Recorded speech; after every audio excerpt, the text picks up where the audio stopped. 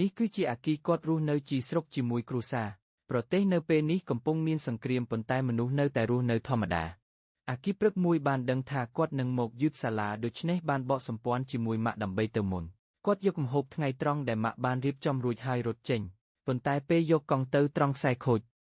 អាគីម៉ាក់របស់អាគីនៅពេលនេះបានដឹងថាប៉ារបស់គាត់ភ្លេចយកម្ហូបដូច្នេះបានយកប្រអប់ម្ហូបរត់ចេញហើយឃើញអាគីនៅតែម្ដងហើយបានស្នើឲ្យគាត់យកកម្ហូបទៅឲ្យប៉ារបស់គាត់ផងប៉ុន្តែគាត់នឹងមកយឺតសាលាដូច្នេះមិនអាចដឹកឲ្យបានថែមទាំងម៉ាក់បានដាក់ប្រអប់ម្ហូបក្នុងធុងកង់ដូច្នេះគាត់ត្រូវយល់ព្រមចេញទៅគាត់ត្រូវបញ្ចេញកម្លាំងគ្រប់ទំហំនៅលើផ្លូវប៉ុន្តែត្រូវបត់ហាត់ពេលមានសត្វព្រៃឆ្លងផ្លូវបន្ទាប់មកគាត់ដឹងថាផ្លូវដែលពួកគេចូលច្រើនជាផ្លូវខ្លីដូច្នេះបានបត់ចូលហើយបញ្ឈប់កង់នៅក្រៅមិត្តរបស់អាគីពីរនាក់ដែលកំពុងឆ្លងកាត់គិតថាគាត់មកសួរពីប៉ារបស់គាត់ប៉ុន្តែមិត្តរបស់គាត់ប្រកាសថាគេមកយឺតសាលាប៉ុន្តែត្រូវយកកំហូបមកទីនេះបន្ទាប់មកអាគីបានឡើងចូលតាមទ្វារខាងក្រោយហើយយកសោក្រោមដើមឈើដើម្បីចូលកន្លែងធ្វើការរបស់ប៉ារបស់គាត់ជាគ្រូពេទ្យប៉ុន្តែងងុយញ៉ាំស្រាច្រើនបន្ទាប់ពីដឹកម្ហូបឲ្យប៉ាគាត់បានរត់ចេញយ៉ាងរហ័សក្រុមមិត្តរបស់អាគីបានចាំឡើងរថយន្តឆ្លងកាត់មិត្តរបស់អាគីពីរនាក់បានលេងហ្គេមជាមួយគ្នាថាអាគីមកយឺតឬអត់ហើយសំណាងល្អដែលអាគីមកទាន់ហើយចូលជួចាំឡើងរថយន្តបន្ទាប់មកគាត់បានមើលឃើញក្មេងស្រីម្នាក់ឈរមុខគាត់មិនមានដៃពាក់ដៃឡើងរថយន្តដូច្នេះគាត់បានសកម្មទទួលដំបូងហើយមានអ្នកចាំសុវត្ថិភាពសួរថាដៃពាក់ដៃរបស់គាត់ទៅណាគាត់ប្រាប់ថាត្រូវផាត់បាត់នៅកន្លែងណាមួយហើយស្នើឲ្យគាត់ពិនិត្យលេខអត្តសញ្ញាណវិញ្ញាបនបត្រម្ដងដៃពាក់ដៃរបស់គាត់បានទុកឲ្យក្មេងស្រីនោះប្រើហើយឡើងរថយន្តពេលឡើងរថយន្តក្មេងស្រីបានហែកមកមើលអាគីគាត់បានសញ្ញាឲ្យនាងរក្សាទុកដៃពាក់ដៃដើម្បីជៀសវាងបញ្ហានៅលើផ្លូវអាគីបានឃើញយន្តហោះត្រួតពិនិត្យនៃកងទ័ពហោះលើមេឃការមានយន្តហោះត្រួតពិនិត្យនៅជិតតំបន់ឯករាជ្យនេះគឺជារឿងមិនធម្មតាពេលមកដល់សាលារៀនមនុស្សគ្រប់គ្នាចុះពីយន្តឆ្លងកាត់តែរថយន្តបានវាយត្រឡប់ដោយមូលហេតុមួយអាគីបានរត់គេចខ្លួនបានប៉ុន្តែមានវត្ថុពណ៌លឿងមួយហោះមកនិងបញ្ចូលទៅដៃគាត់បន្ទាប់មកគាត់បានមើលឃើញក្មេងស្រីមុននេះមិនទាន់ចេញពីគាត់បានរត់ទៅជួយនាងដូច្នេះឃើញនាងឈាមពណ៌លឿងហើយនាងសុំទោសដែលបានដាក់វត្ថុនោះក្នុងរាងកាយគាត់ប៉ុន្តែនាងជឿថាគាត់នឹងសុខសប្បាយបន្ទាប់មកនាងបានបើកប្រាវត្ថុនៅក្នុងរាងកាយអាគីនិងបំលែងគាត់ទៅជាជីវិតសត្វពណ៌ដ៏ចម្លែកមួយយោធាមិនដឹងថាគាត់ជារឿងអ្វីដូច្នេះបានចំផុតកាំភ្លើងទៅហើយបាញ់កាំភ្លើងពេលឃើញការគំរាមកំហែងប៉ុន្តែនៅលើមេឃពួកមនុស្សមិនសមាជិកកងទ័ពមួយចំនួនក៏បានហោះមកទីនេះហើយមនុស្សម្នាក់ក្នុងចំណោមពួកគេបានបែកចេញពីក្រុមហោះចុះទៅមើលប៉ុន្តែកងទ័ពក៏បានឃើញមានយន្តហោះ3គ្រឿងដ៏អស្ចារ្យនៅលើមេឃពួកគេចាប់ផ្ដើមបោះវត្ថុអាថ៌កំបាំងចេញទៅលើទីក្រុងទាំងមូលវត្ថុទាំងនេះបន្ទាប់មកបានបង្កើតសត្វឆ្កែអាថ៌កំបាំងធំត្រឹមតែការវាយប្រហារមួយដងវាបានបំផ្លាញសាលារបស់យើងទាំងមូលក្នុងភ្លាមអាគីពេលនេះបានភ្ញាក់ឡើងហើយមិត្តស្រីហារូបានស្គាល់គាត់គួរតែវាយបុកអ្នកយោធាដែលនៅក្បែរប៉ុន្តែសត្វឆ្កែអាថ៌កំបាំងបានរត់មកបុកអាគីហារូបានរត់តាមខណៈដែលអាគីត្រូវសត្វឆ្កែបុកចុះទៅក្នុងបណ្ដោយទឹកប៉ុន្តែក្នុងពេលនេះគាត់ដូចជាបានដឹងពីរបៀបប្រើប្រាស់អំណាចរបស់រូបរាងនេះគាត់បានចាប់ផ្ដើមរត់ទៅវាយទប់វិញសត្វឆ្កែនោះវាខំលុបអាគីឲ្យហោះហើយគាត់បានរត់ចេញដើម្បីតាក់ទាញវាមកហើយបត់ត្រឡប់មកវាយក្បាលវាដោយផ្ទាល់បន្ទាប់មកគាត់បំលែងដៃជាថ្មព្រើដើម្បីរត់ទៅវាយប៉ុន្តែវាបោកគាត់ឲ្យហោះឡើងវិញមិត្តស្រីហារូបានរត់មកហើយព្យាយាមហៅអាគីប៉ុន្តែផ្លត់ចុះហារូត្រូវបង្ខំឲ្យរត់ទៅជួយគាត់បន្ទាប់មកគាត់កាន់ដៃកាំបិតរត់ទៅកាត់ជើងសត្វឆ្កែនោះហើយរំលត់ចេញពីការវាយប្រហាររបស់វាពេលវាបានធ្លាក់ក្រោមអាគីបានចូលទៅវាយក្បាលវាបន្ត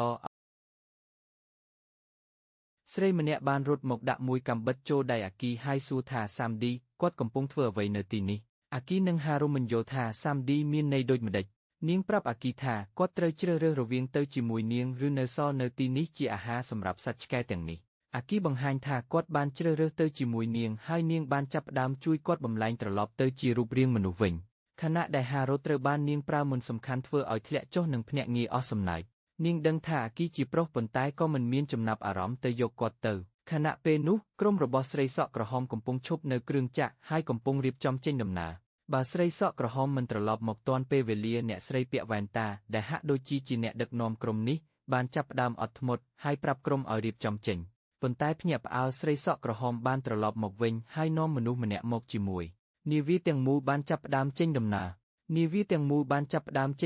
ហើយពួកគេមិនដឹងថាតើស្រីសក់ក្រហមកំពុងតែព្យាបាលដៃអាគីហើយបង្ហាញឲ្យឃើញគ្រាប់ពេជ្រពណ៌បៃតងនៅក្នុងដៃគាត់នាងបានចាក់ទឹកលើវាហើយដុំព្រួញមួយចូលដើម្បីឲ្យវាឈប់ដំណើរការ មនុស្សម្នាក់ក្នុងក្រុមគិតថាមានអ្វីកើតឡើងហើយបានចូលមើលនាងបានប្រាប់ថាវាគេងរួចវត្ថុនេះហៅថាហ៊ីរ៉ូកូនិងជាវត្ថុបណ្ដាលជំងឺមួយហើយអាគីមិនទាន់ត្រូវបានវាបណ្ដាលជំងឺនេះគ្រប់គ្រងទាំងស្រុងក្នុងពេលនេះហារុបានប្រាប់មិត្តរបស់គាត់ហ្វូរុអំពីការដែលអាគីមិនទាន់ស្លាប់ហើយនាងមានអារម្មណ៍សោកស្ដាយដែលមិនអាចយកអាគីត្រឡប់មកវិញបានម្ដាយអាគីបានទៅកន្លែងធ្វើការរបស់ប្តីកំពុងមានភ្ញៀវជាច្រើនព្រោះអ្នកស្រីចាស់នេះចូលចិត្តមកទីនេះព្យាបាលជាងទៅមន្ទីរពេទ្យតបម្ដាយអាគីបានមកទីនេះហើយប្តីគិតថាពួកគេចង់ដោះសោភីគីជាប្រញាប់ប៉ុន្តែម្ដាយបានប្រាប់ថាអាគីបានបាត់ខ្លួនហើយនាងបានស្វែងរកមួយថ្ងៃមិនឃើញគាត់បងរបស់អាគីនៅតែថែទាំអ្នកជំងឺម្ដាយបានភ័យបារម្ភថាប្តីមិនបានយកចិត្តទុកដាក់គ្រួសារទេគឺមានតែការងារតែប៉ុណ្ណោះនាងភ័យថាអាគីអាចប៉ះពាល់នៅក្រោមសំណាក់បំផ្លាញនោះហើយចង់ឲ្យទាំងពីរអ្នករួមគ្នាជួយស្វែងរកគាត់ប៉ុន្តែពួកគេមានការជែកមុននេះហើយដូច្នេះនាងគ្រាន់តែចង់ស្វែងរកអាគីដោយមិនចង់ជែកបន្តក្នុងពេលនោះមេបញ្ជាការនៃកងទ័ពម្នាក់បានទៅជួបវេជ្ជបណ្ឌិតម្នាក់វេជ្ជបណ្ឌិតនោះកំពុងត្រូវបានរដ្ឋាភិបាលផ្ដល់ភារកិច្ចស្រាវជ្រាវអំពីជីវិតថ្មីមួយដែលបានរកឃើញហើយមេបញ្ជាការនឹងរួមចំណែកជាមួយគាត់ប៉ុន្តែប្រសិនបើការស្រាវជ្រាវបរាជ័យទាំងគាត់និងមេបញ្ជាការនឹងត្រូវបន្ទាប់មកយើងបានដឹងថាស្រីដែលបានដាក់វត្ថុបណ្ដាលជំងឺក្នុងរាងអាគីនៅតែរស់ហើយកំពុងទទួលការព្យាបាលនៅតំបន់ចំនួននៅលើនាវានោះអាគីបានភ្ញាក់ឡើងហើយគាត់គោរពស្រីសក់ក្រហមដែលបានជួយគាត់ប៉ុន្តែគាត់គិតថាខ្លួនរួចរាល់ហើយប៉ុន្តែនាងហាមឃាត់មិនឲ្យគាត់ដោះខ្ទង់និងដកកាំបិតចេញប្រសិនបើមិនដូច្នោះគាត់នឹងមានគ្រោះថ្នាក់មនុស្សម្នាក់ក្នុងក្រុមបានស្នើសុំឲ្យស្រីសក់ក្រហមឯកំហូបទៅឲ្យមេបញ្ជាការពីព្រោះមេបញ្ជាការកំពុងខឹងលើគាត់នាងបានស្នើឲ្យគាត់ចាំអាគីជំនួសនាងហារុបានជួបប្តីរបស់នាងហើយសួរថាតើគាត់បានរកឃើញនរណាមួយដែលស្គាល់ស្រីសក់សាប់ពណ៌ដែលកំពុងទទួលការព្យាបាលនៅទីនោះឬនៅពីព្រោះគាត់មិនទាន់បានរកឃើញទេហារុបន្ទាប់មកបានជួបប្តីអាគីហើយគាត់ក៏បានចាប់ផ្ដើមស្វែងរកអាគីផងដែរអាគីត្រូវបានបងប្អូនប្រុសនាំទៅបរិភោគអាហារនៅផ្ទះបាយនាវានៅទីនោះគាត់បានជួបក្មេងប្រុសម្នាក់ដែលកំពុងរំខានស្ទើរតែទាំងអស់គាត់បានយកកៅអីរបស់អាគីដោយសារតែគាត់ជាអ្នកអង្គុយជាមុនម្ដាយក្មេងប្រុសនោះដែលជាប្អូនស្រីផងដែរដែលផ្សំម្ហូបនៅទីនោះបានផ្ដល់អនុសាសន៍ឲ្យអាគីរៀនអំពីប្រពៃណីផ្សេងនៅទីនេះខណៈដែលបងប្រុសម្នាក់បានប្រាប់អាគីឲ្យបរិច្ឆេទបញ្ចប់ឆាប់ដើម្បីទៅធ្វើការបន្តប៉ុន្តែគាត់មិនដែលនិយាយថានឹងធ្វើការនៅទីនេះឡើយបងប្រុសនោះបាននាំអាគីទៅជួបនាវាកម្មដើម្បីដោះស្រាយបញ្ហាគាត់មិនជឿថាអាគីអាចទម្លាក់សត្វឆ្កែជាមនុស្សមួយទេដូចដែលស្រីសក់ក្រហមបានពណ៌នា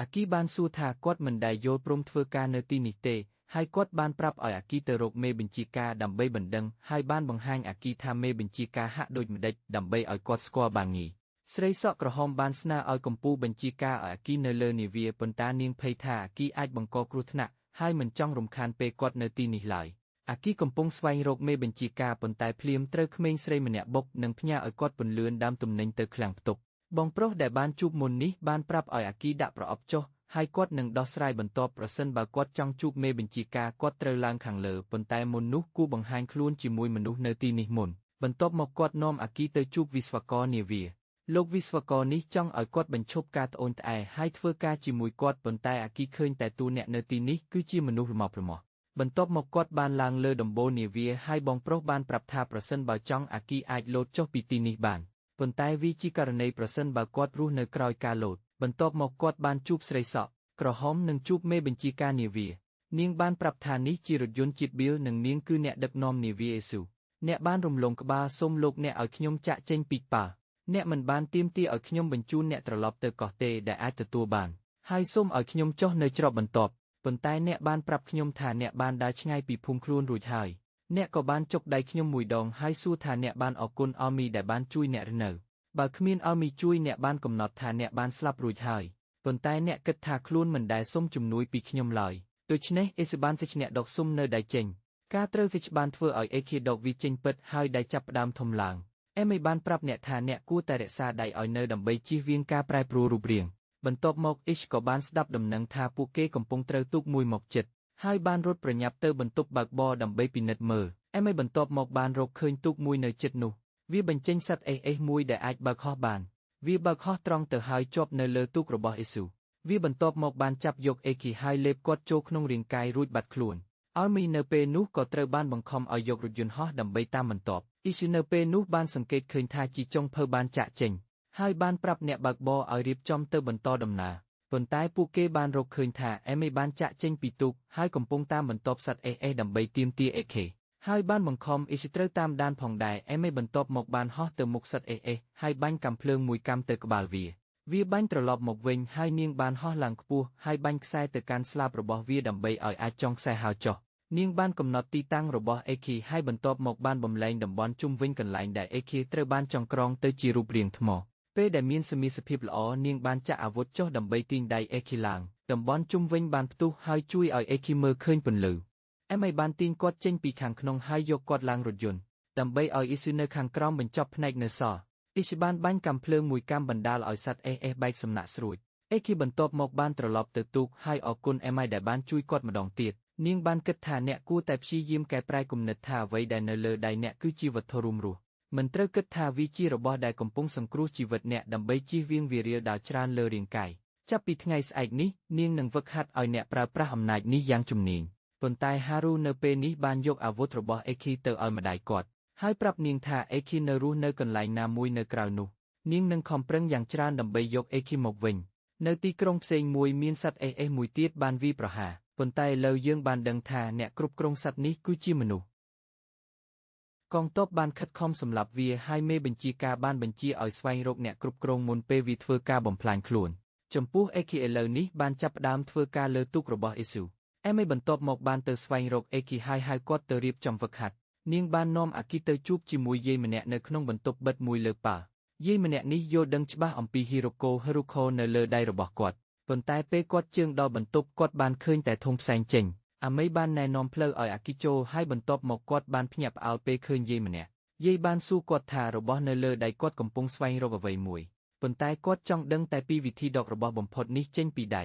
យាយបានប្រាប់ថាមនុស្សតែម្នាក់ដែលអាចធ្វើបានគឺមនុស្សឈ្មោះ Nova ប៉ុន្តែមនុស្សនេះត្រូវបានបដិសេធរយៈពេលយូរហើយឥឡូវនេះបានបាត់បង់យាយបានសួរវិញថារបស់នៅលើដៃគាត់កំពុងស្វែងរកអ្វីមួយគ្រប់សត្វភូមិផែនដីរស់នៅដើម្បីស្វែងរកគោលបំណងមួយប៉ុន្តែគាត់មិនច្បាស់ថាហ៊ីរ៉ូកូនៅលើដៃគាត់កំពុងស្វែងរកអ្វីហេតុនេះយាយបានណែនាំឲ្យគាត់ស្ដាប់វាអ៊ីស៊ូបន្ទាប់មកបានចាប់ផ្ដើមស្វែងរកផ្លូវលឿនបំផុតដើម្បីដឹកជញ្ជូនហើយបើអាចនាងនឹងឲ្យអាគីចុះពីកប៉ាល់ផងដែរព្រោះគាត់នៅតែវ័យក្មេងពេកសម្រាប់បាត់ពីគ្រួសារចំណែកអាគីពេលនេះត្រូវបានបញ្ជូនទៅធ្វើការចុះបញ្ជីការិយាល័យអាមីគិតថានេះជាវិធីមួយដើម្បីជួយគាត់ហាត់ប្រាណហេតុនេះកុំរំខានទៀតសូមធ្វើទៅហារូបានមកជួបហ្វូរូហើយប្អូនស្រីនាងបានរកឃើញប្រជាជនទាំងអស់កំពុងរុំគ្នាមកទីនេះព្រោះពួកគេចាប់ផ្ដើមសម្គាល់ថាកប៉ាល់ជើងទឹកយោធាបានមកទីនេះហេតុនេះពួកគេមានការព្រួយបារម្ភថានឹងមានសង្គ្រាមកើតឡើងមិត្តរបស់ហារូម្នាក់បានបាត់បង់កម្លាំងចិត្តរស់នៅព្រោះគ្រួសាររបស់នាងបានទៅក្នុងគ្រោះថ្នាក់ថ្មីនេះហារូឥឡូវនេះកំពុងសួរខ្លួនថាតើពួកគេអាចធ្វើអ្វីមួយដើម្បីផ្លាស់ប្ដូរទីតាំងស្ថានភាពបានទេចំពោះអាគីគាត់នៅតែមិនបានស្វែងរកចម្លើយអំពីហ៊ីរ៉ូកូដើម្បីឆ្លើយតបយាយនោះទេបន្ទាប់មកអាគីបន្តធ្វើការនឹងហ្វឹកហាត់គាត់បានចំណាយពេលដោះស្លាកលើលិខិតខ្លះ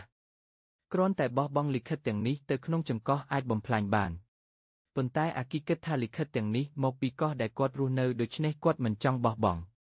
មិនមានជំរឿទេពួកគេសម្រេចចិត្តជួយគាត់ធ្វើរហូតបានរួចថ្ងៃបន្ទាប់អាគីបានចេញក្រៅក្បាលដើម្បីជាមួយជាងបច្ចេកទេសថែទាំក្បាលលោកប៉ាល់ប៉ុន្តែចាប់ផ្ដើមធ្លាក់ហើយត្រូវចាប់ជាប់ជញ្ជាំងកប៉ាល់ដើម្បីរក្សាខ្លួនភ្ញាក់ផ្អើលអាគីបានរកឃើញអ្វីមួយខាងលើអ៊ីស៊ូក៏ទទួលបានព័ត៌មានថាមានកប៉ាល់បរទេសកំពុងជិតមកពុំដឹងថាជាគូប្រជែងឬមិត្តហេតុនេះអ៊ីស៊ូសម្រេចចិត្តបើកចល័តកប៉ាល់ដើម្បីរៀបចំរត់ចេញពីទីនេះជាងបច្ចេកទេសនិងអាគីខាងក្រៅមិនយល់ថាតើហេតុអ្វីកប៉ាល់ចាប់ផ្ដើមដំណើរការប៉ុន្តែភ្លាមកប៉ាល់ដែលពួកគេរកឃើញបានរត់មុខពួកគេហើយបញ្ចេញផ្សែងមួយជំនួសអ៊ីស៊ូចង់ឲ្យជនបើកបរស្ងប់ស្ងាត់ព្រោះមិនទាន់មានអ្វីអាក្រក់កើតឡើងទេអាមេបានហៅបងប្រុសស៊ីប៉ាឲ្យភ្ញាក់ដើម្បីធ្វើការគាត់គិតថាគាត់បានធ្វើការពេលយប់ហើយឥឡូវចង់ដេកបន្ទាប់មកអាមេបានបើកឡានចេញក្រៅអ៊ីស៊ូបានហៅស៊ីប៉ាមិនឲ្យអាមេចេញក្រៅប៉ុន្តែគាត់ប្រាប់ថានាងបានហៅយឺតរួចហើយជាងបច្ចេកទេសបានប្រាប់អាគីថាមនុស្សនៅលើប៉ាល់មុនគឺជាមនុស្សស្គាល់របស់អ៊ីស៊ូមនុស្សទាំងនោះបានចាក់ចេញពីឋានដ្ឋានដើម្បីធ្វើដំណើរទៅលើពិភពលោកប៉ុន្តែមិនមែនជាអ្នកសង្គ្រោះគឺពួកគេមានផ្ទះប៉ុន្តែមិនអាចត្រឡប់ទៅសម្រាប់មនុស្សទាំងនេះគឺគ្មានផ្ទះសម្រាប់ត្រឡប់ទៅទេអាមេបានហោះឡើងកាន់កប៉ាល់មុនហើយជួបមនុស្សស្គាល់នៅលើនោះនាងបានរាយការណ៍ទៅអ៊ីស៊ូថានាងនឹងឡើងកប៉ាល់នោះដើម្បីចរចានិងយកព័ត៌មានពីរដ្ឋាភិបាលភាគខាងជើងជួយពួកគេប៉ុន្តែអ៊ីស៊ូឌីសែតការចរចាជាមួយភាគនោះព្រោះមនុស្សទាំងនោះបានចាក់ចេញពីអង្គការតស៊ូប្រឆាំងរដ្ឋាភិបាលរបស់ពួកគេ ហើយបានបម្រើរដ្ឋាភិបាលភាគខាងត្បូងពួកគេបានលក់ជីវិតខ្លួនដើម្បីក្លាយជាឧបករណ៍សម្រាប់រដ្ឋាភិបាលប៉ុន្តែអាមេគិតថាពាក្យដែលអ៊ីស៊ូនិយាយអំពីពួកគេមិនខុសពីនាងនិយាយអំពីខ្លួននាងទេព្រោះឥឡូវនេះនាងក៏បានលក់ជីវិតខ្លួនសម្រាប់កប៉ាល់នេះអ៊ីស៊ូបានដេញអាមេមួយដៃនាងបាននិយាយថានាងមិនយកអាមេជាមនុស្សនៅលើប៉ាល់ផ្សេងទេព្រោះនាងរួចរាល់ឲ្យអាមេចាក់ចេញប្រសិនបើអាមេមើលឃើញថាគាត់មិនសមនឹងកប៉ាល់នេះទៀតបន្ទាប់មកនាងបានត្រឡប់ទៅបន្ទប់ហើយអាគីបានទៅជួបអាគីបានសុំអាមេណែនាំគាត់ទៅជួបយាយម្នាក់ពេលទៅដល់គាត់បាននិយាយច្បាស់ថាគាត់នៅតែមិនបានចម្លើយដែលយាយត្រូវការប៉ុន្តែយាយមិនបានលឿនទទួលចម្លើយពីគាត់ទេតែបានផ្ដល់អនុសាសន៍បន្ថែមហើយសុំអាមេបន្តបណ្ដុះបណ្ដាលគាត់រហូតដល់គាត់ភ្ញាក់ពីហ៊ីរ៉ូកូនៅពេលនោះប្តីរបស់អាគីបានជួបនារីម្នាក់នាងបានមកស្វែងរកគាត់ដើម្បីជ្រើសរើសគាត់ឲ្យធ្វើការឲ្យអង្គការស្រាវជ្រាវភ្នំឆ្លងតែគាត់បានបដិសេធព្រោះគិតថាគាត់គ្រាន់តែជាអ្នកបរាជ័យប៉ុន្តែនាងបានប្រាប់ថានាងមកទីនេះក្នុងនាមជំនួសមនុស្សម្នាក់ឈ្មោះតូជីរ៉ូថូជីរ៉ូដែលគាត់បានជួយសង្គ្រោះមុននេះចំពោះអាគីគាត់កំពុងព្យាយាមសរសេរលិខិតទៅហារូប៉ុន្តែមិនអាចសរសេរអក្សរណាមួយបានស៊ីប៉ាបាននិយាយចង់ជួយសរសេរប៉ុន្តែគាត់បដិសេធទើបធ្វើឲ្យគាត់ថ្ងៃបន្ទាប់កប៉ាល់បានចុះចតនៅកំពង់ផែថ្មីហើយអាគិតត្រូវចុះចូលធ្វើការសរសេរលិខិតសម្រាប់អ្នកដែលមិនស្គាល់អក្សរគាត់សុំស៊ីប៉ាជួយប៉ុន្តែគាត់គិតថាការងារនេះជាពាក់កណ្ដាលដើម្បីជួយគាត់ហាត់ប្រាណហើយគាត់ក៏មិនចង់សរសេរលិខិតទៅរដ្ឋាភិបាលភាគខាងជើងព្រោះគេជាស្ត្រូវរបស់ពួកគេគាត់បង្ហាញគាត់មើលទៅខាងមុខទីនោះជាក្មេងដែលបានរដ្ឋាភិបាលភាគខាងជើងបោះបង់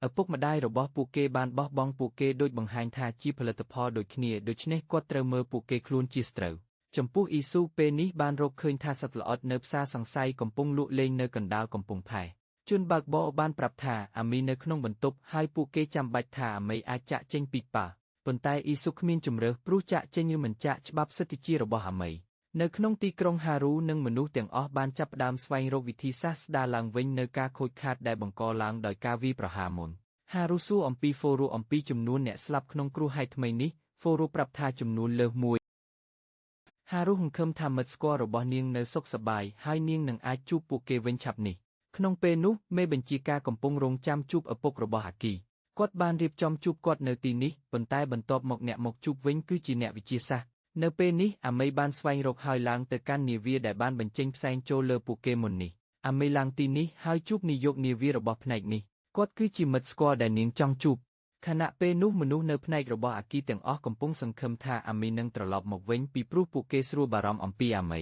ដោយសារតែគ្មានអាមេទៀតហើយមិនមានអីទៀតក្នុងការនាំម្ហូបទៅឲ្យយេស៊ូនាងត្រូវតែចុះទៅផ្នែកផ្ទះបាយដើម្បីស្នើសុំមនុស្សផ្សេងម្នាក់ឲ្យកំហូបមកឲ្យនាងក្នុងពេលនោះនាយកនាវាផ្នែកមួយទៀតបានស្នើឲ្យអាមេរៀបចំត្រៀមត្រឡប់ទៅភូមិឪពុកម្ដាយមួយដងដោយសារភូមិរបស់នាងកំពុងត្រូវបានអ្នកម្នាក់គ្រោងចាប់យកវិញនាំឲ្យបាត់បង់ទីស្នាក់នៅប្រាសាទមនុស្សនេះជឿថាខ្លួនត្រូវបំលែងពិភពលោកជាម្ចាស់បំណងនៃអ្នកបង្កើតហ៊ីរ៉ូកូនៅពេលនេះអាគីបានបញ្ចប់ការងារថ្ងៃនេះជាមួយស៊ីប៉ាប៉ុន្តែលោកជិះឡានដឹកលិខិតចេញទៅអាគីបានចាំបានថាបានភ្លេចផ្ញើលិខិតទៅហារូស៊ីប៉ាឃើញថាវាពេលយូរទេព្រោះឡានដឹកលិខិតនឹងមកវិញបន្ទាប់ពីរយៈពេល6 ខែគាត់ស្នើសុំស៊ីប៉ាជួយហើយយករឿងសម្ងាត់របស់គាត់មកជាសំណុំបែបបទដើម្បីបង្ខំឲ្យគាត់មិនអាចបដិសេធបានបន្ទាប់មកស៊ីប៉ាប្រញាប់ចាប់លិខិតហើយរត់តាមឡានដឹកលិខិតធ្វើឲ្យអាគីមានការគោរពយ៉ាងខ្លាំងបន្ទាប់មកអាគីឃើញអ៊ីស្ទើបតែចេញពីការលាងទឹកនាងមានអារម្មណ៍ថានាវានេះមើលទៅដូចខ្វះអ្វីមួយគាត់គិតថានាងនិយាយពីស៊ីប៉ាប៉ុន្តែនៅពិតណាស់នាងនិយាយអំពីអាមីគឺជាក្មេងស្រីដែលនាងទទួលយកមកលើនាវានេះនៅពេលដែលអាមីឡើងមកលើនាវានាងគឺជាក្មេងស្រីដែលងាយស្រក់ទឹកភ្នែកហើយភ្លេចច្រើនហេតុនេះអេសបានដាក់ឈ្មោះមួយឲ្យអាមីដើម្បីឲ្យនាងមិនប្រាំងទឹកភ្នែកទៀតប៉ុន្តែមានមនុស្សជាច្រើនស្ដាប់ខុសហើយវាបានក្លាយជាឈ្មោះអាមីដូចបច្ចុប្បន្នបន្ទាប់មកនាងបានចូលផ្លាស់ប្ដូរផ្នែកសម្លៀកបំពាក់ហើយចេញទៅក្រៅ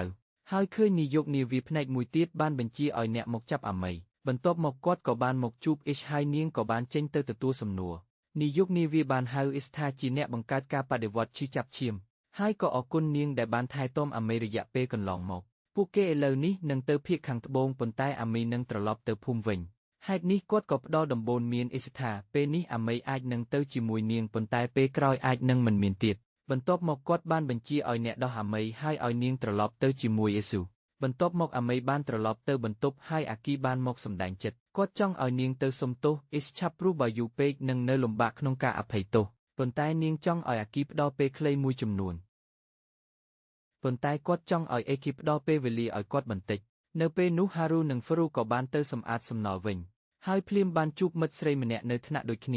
ាមិត្តស្រីនេះបានបាត់បង់គ្រួសារទាំងមូលហើយឥឡូវនេះគ្មានកន្លែងត្រឡប់ទៅបន្ទាប់មកនាងភ្លាមបានបំលែងជាប្រភេទឆ្អឹងចម្លែកមួយហើយប្រហារទាំងពីរនាក់នាងបានបាញ់ហារូបិទទៅម្ខាងហើយបង្ខំឲ្យហ្វរូតាក់ទាញការយកចិត្តទុកដាក់ហើយរត់ចេញបន្ទាប់មកគាត់ត្រូវបានសត្វរោគសត្វវីបាញ់ចិត្តទៀតផងហើយបានដឹងថាគាត់កំពុងនៅក្បែរមរណភាពប៉ុន្តែនៅពេលនោះអ្នកបញ្ជាការនិងកងទ័ពបានមកដល់គាត់បានបញ្ជាឲ្យមនុស្សបាញ់សត្វរោគសត្វនោះធ្លាក់ចុះទៅក្នុងរុក្ខជាតិបន្ទាប់មកបានមកចិត្តវាគាត់ដឹងថារឿងនេះគឺដោយចិត្តវិទូចាស់បង្កើតឡើងហើយគាត់ក៏មានភារកិច្ចខ្លះដោយសារតែបានរួមចំណែកក្នុងការពិសោធន៍នេះគាត់បានបាញ់សត្វរោគសត្វនោះហើយបង្វិលខ្លួនត្រឡប់ទៅជាបារហូតដល់ព្រឹកនេះក៏បានត្រឡប់មកវិញបន្ទាប់ពីប្រគល់លិខិតអេគីទាន់ពេលគាត់គិតថាគាត់កំពុងខ្វះគាត់ក្នុងពេលនោះនៅភូមិដើមរបស់អេគីវរុនិងហារូជាមួយសិស្សមួយចំនួនទៀតត្រូវបានកងទ័ពហៅមកពិនិត្យសុខភាពទូទៅហើយមើលទៅពួកគេកំពុងតែត្រូវបានសាកល្បងដើម្បីក្លាយជាជនរួមចំណែកក្នុងយុទ្ធសាស្ត្រដើម្បីអាចចូលរួមសង្គ្រាមអ្នកបញ្ជាការមានមតិថាមានបេក្ខជន2នាក់សាកល្បងក្នុងលើកនេះ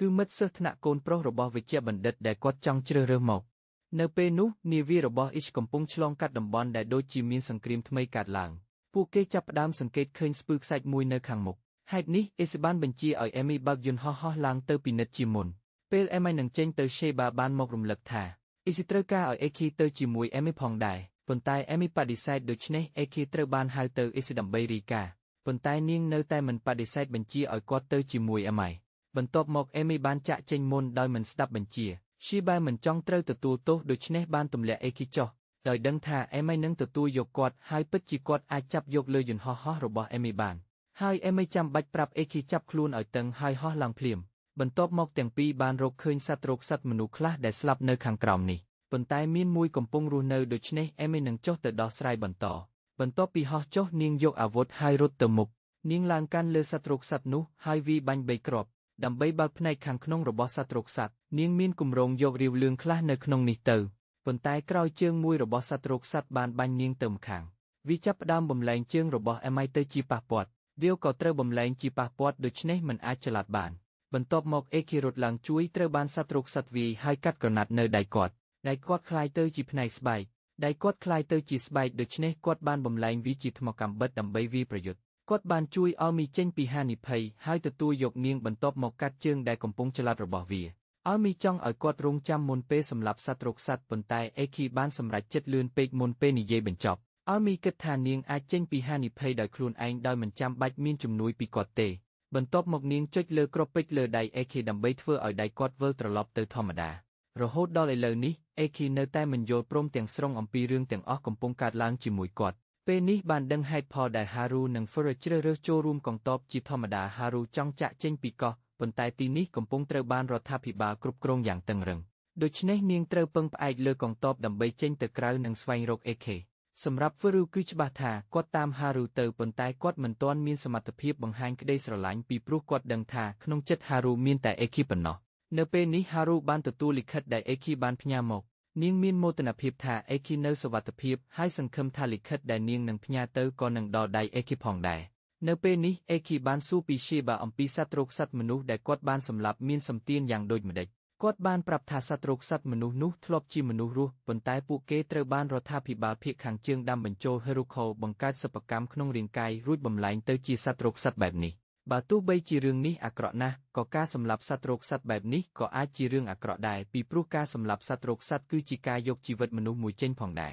រទោះយ៉ាងណាគាត់គ្រាន់តែប្រាប់បែបនេះប៉ុន្តែមិនបង្ហាញភាពល្អស្មើទេពីព្រោះបើជីវិតគាត់មានគ្រោះថ្នាក់គាត់នឹងប្រើដៃឆ្លើយតបដើម្បីការពារខ្លួនផងដែរសម្រាប់អេមីវិញគាត់តែងតែព្យាយាមជួយសត្វរោគសត្វទាំងនោះហើយមិនគិតពីហានិភ័យទេពេលនេះហារូបានទៅស្វែងរកឪពុកម្ដាយរបស់អេខេដើម្បីជូនដំណឹងថាអេខេនៅសុវត្ថិភាពនៅខាងក្រៅហើយនាងនឹងព្យាយាមយកអេខេត្រឡប់មកវិញឪពុកម្ដាយអេខេមានមោទនភាពណាស់ពីព្រោះនាងតែងតែបារម្ភចំពោះកូនប្រុសរបស់ពួកគេពេលហារូចាក់ចេញឪពុករបស់អេខេបានប្រាប់ប្រពន្ធអំពីការជាអ្នកសង្គ្រោះរបស់រដ្ឋាភិបាលភាគខាងជើងក្នុងសង្គ្រាម17ឆ្នាំមុនបើទោះបីជាឥឡូវនេះគិតឡើងវិញគាត់ដឹងថាវាជាជំរឿអន់ប៉ុន្តែគាត់មិនសោកស្ដាយព្រោះបានសង្គ្រោះមនុស្សប៉ុន្តែរឿងដែលគាត់សោកស្ដាយបំផុតគឺគាត់មិនបានចាក់ចេញពីកងទ័ពមុនពេលដែលរដ្ឋាភិបាលភាគខាងជើងដាក់គាត់ក្នុងគម្រោងដាំបញ្ចូលហេរូខូទៅក្នុងរាងកាយមនុស្សហើយបង្កើតសត្វរោគសត្វបែបនេះគាត់គួរត្រូវបានទោសចំពោះរឿងនេះ ព្រឹកមួយថ្ងៃបន្ទាប់វរូនិងហារូបានចូលរួមវឹកហាត់បើកបររូបមន្តយុទ្ធសាស្ត្រភ្ញាក់ផ្អើលនៅក្នុងមន្ទីរពិសោធន៍ក្នុងមូលដ្ឋានសំណុំស្បែកដែលវេជ្ជបណ្ឌិតកំពុងស្រាវជ្រាវបានភ្ញាក់ឡើងហើយចាប់ផ្ដើមបង្ករូបស័ក្តិការប្រកាសសម្រាប់ការព្រមានតែខាងក្រៅគេគិតថាជាសញ្ញាคล้ายៗដូច្នេះមិនបានចាប់ផ្ដើមសកម្មភាពទេស្បែកនៅពេលនេះបានដួលខ្សែសង្វាក់ហើយចាប់ផ្ដើមគេចខ្លួនចេញក្រៅ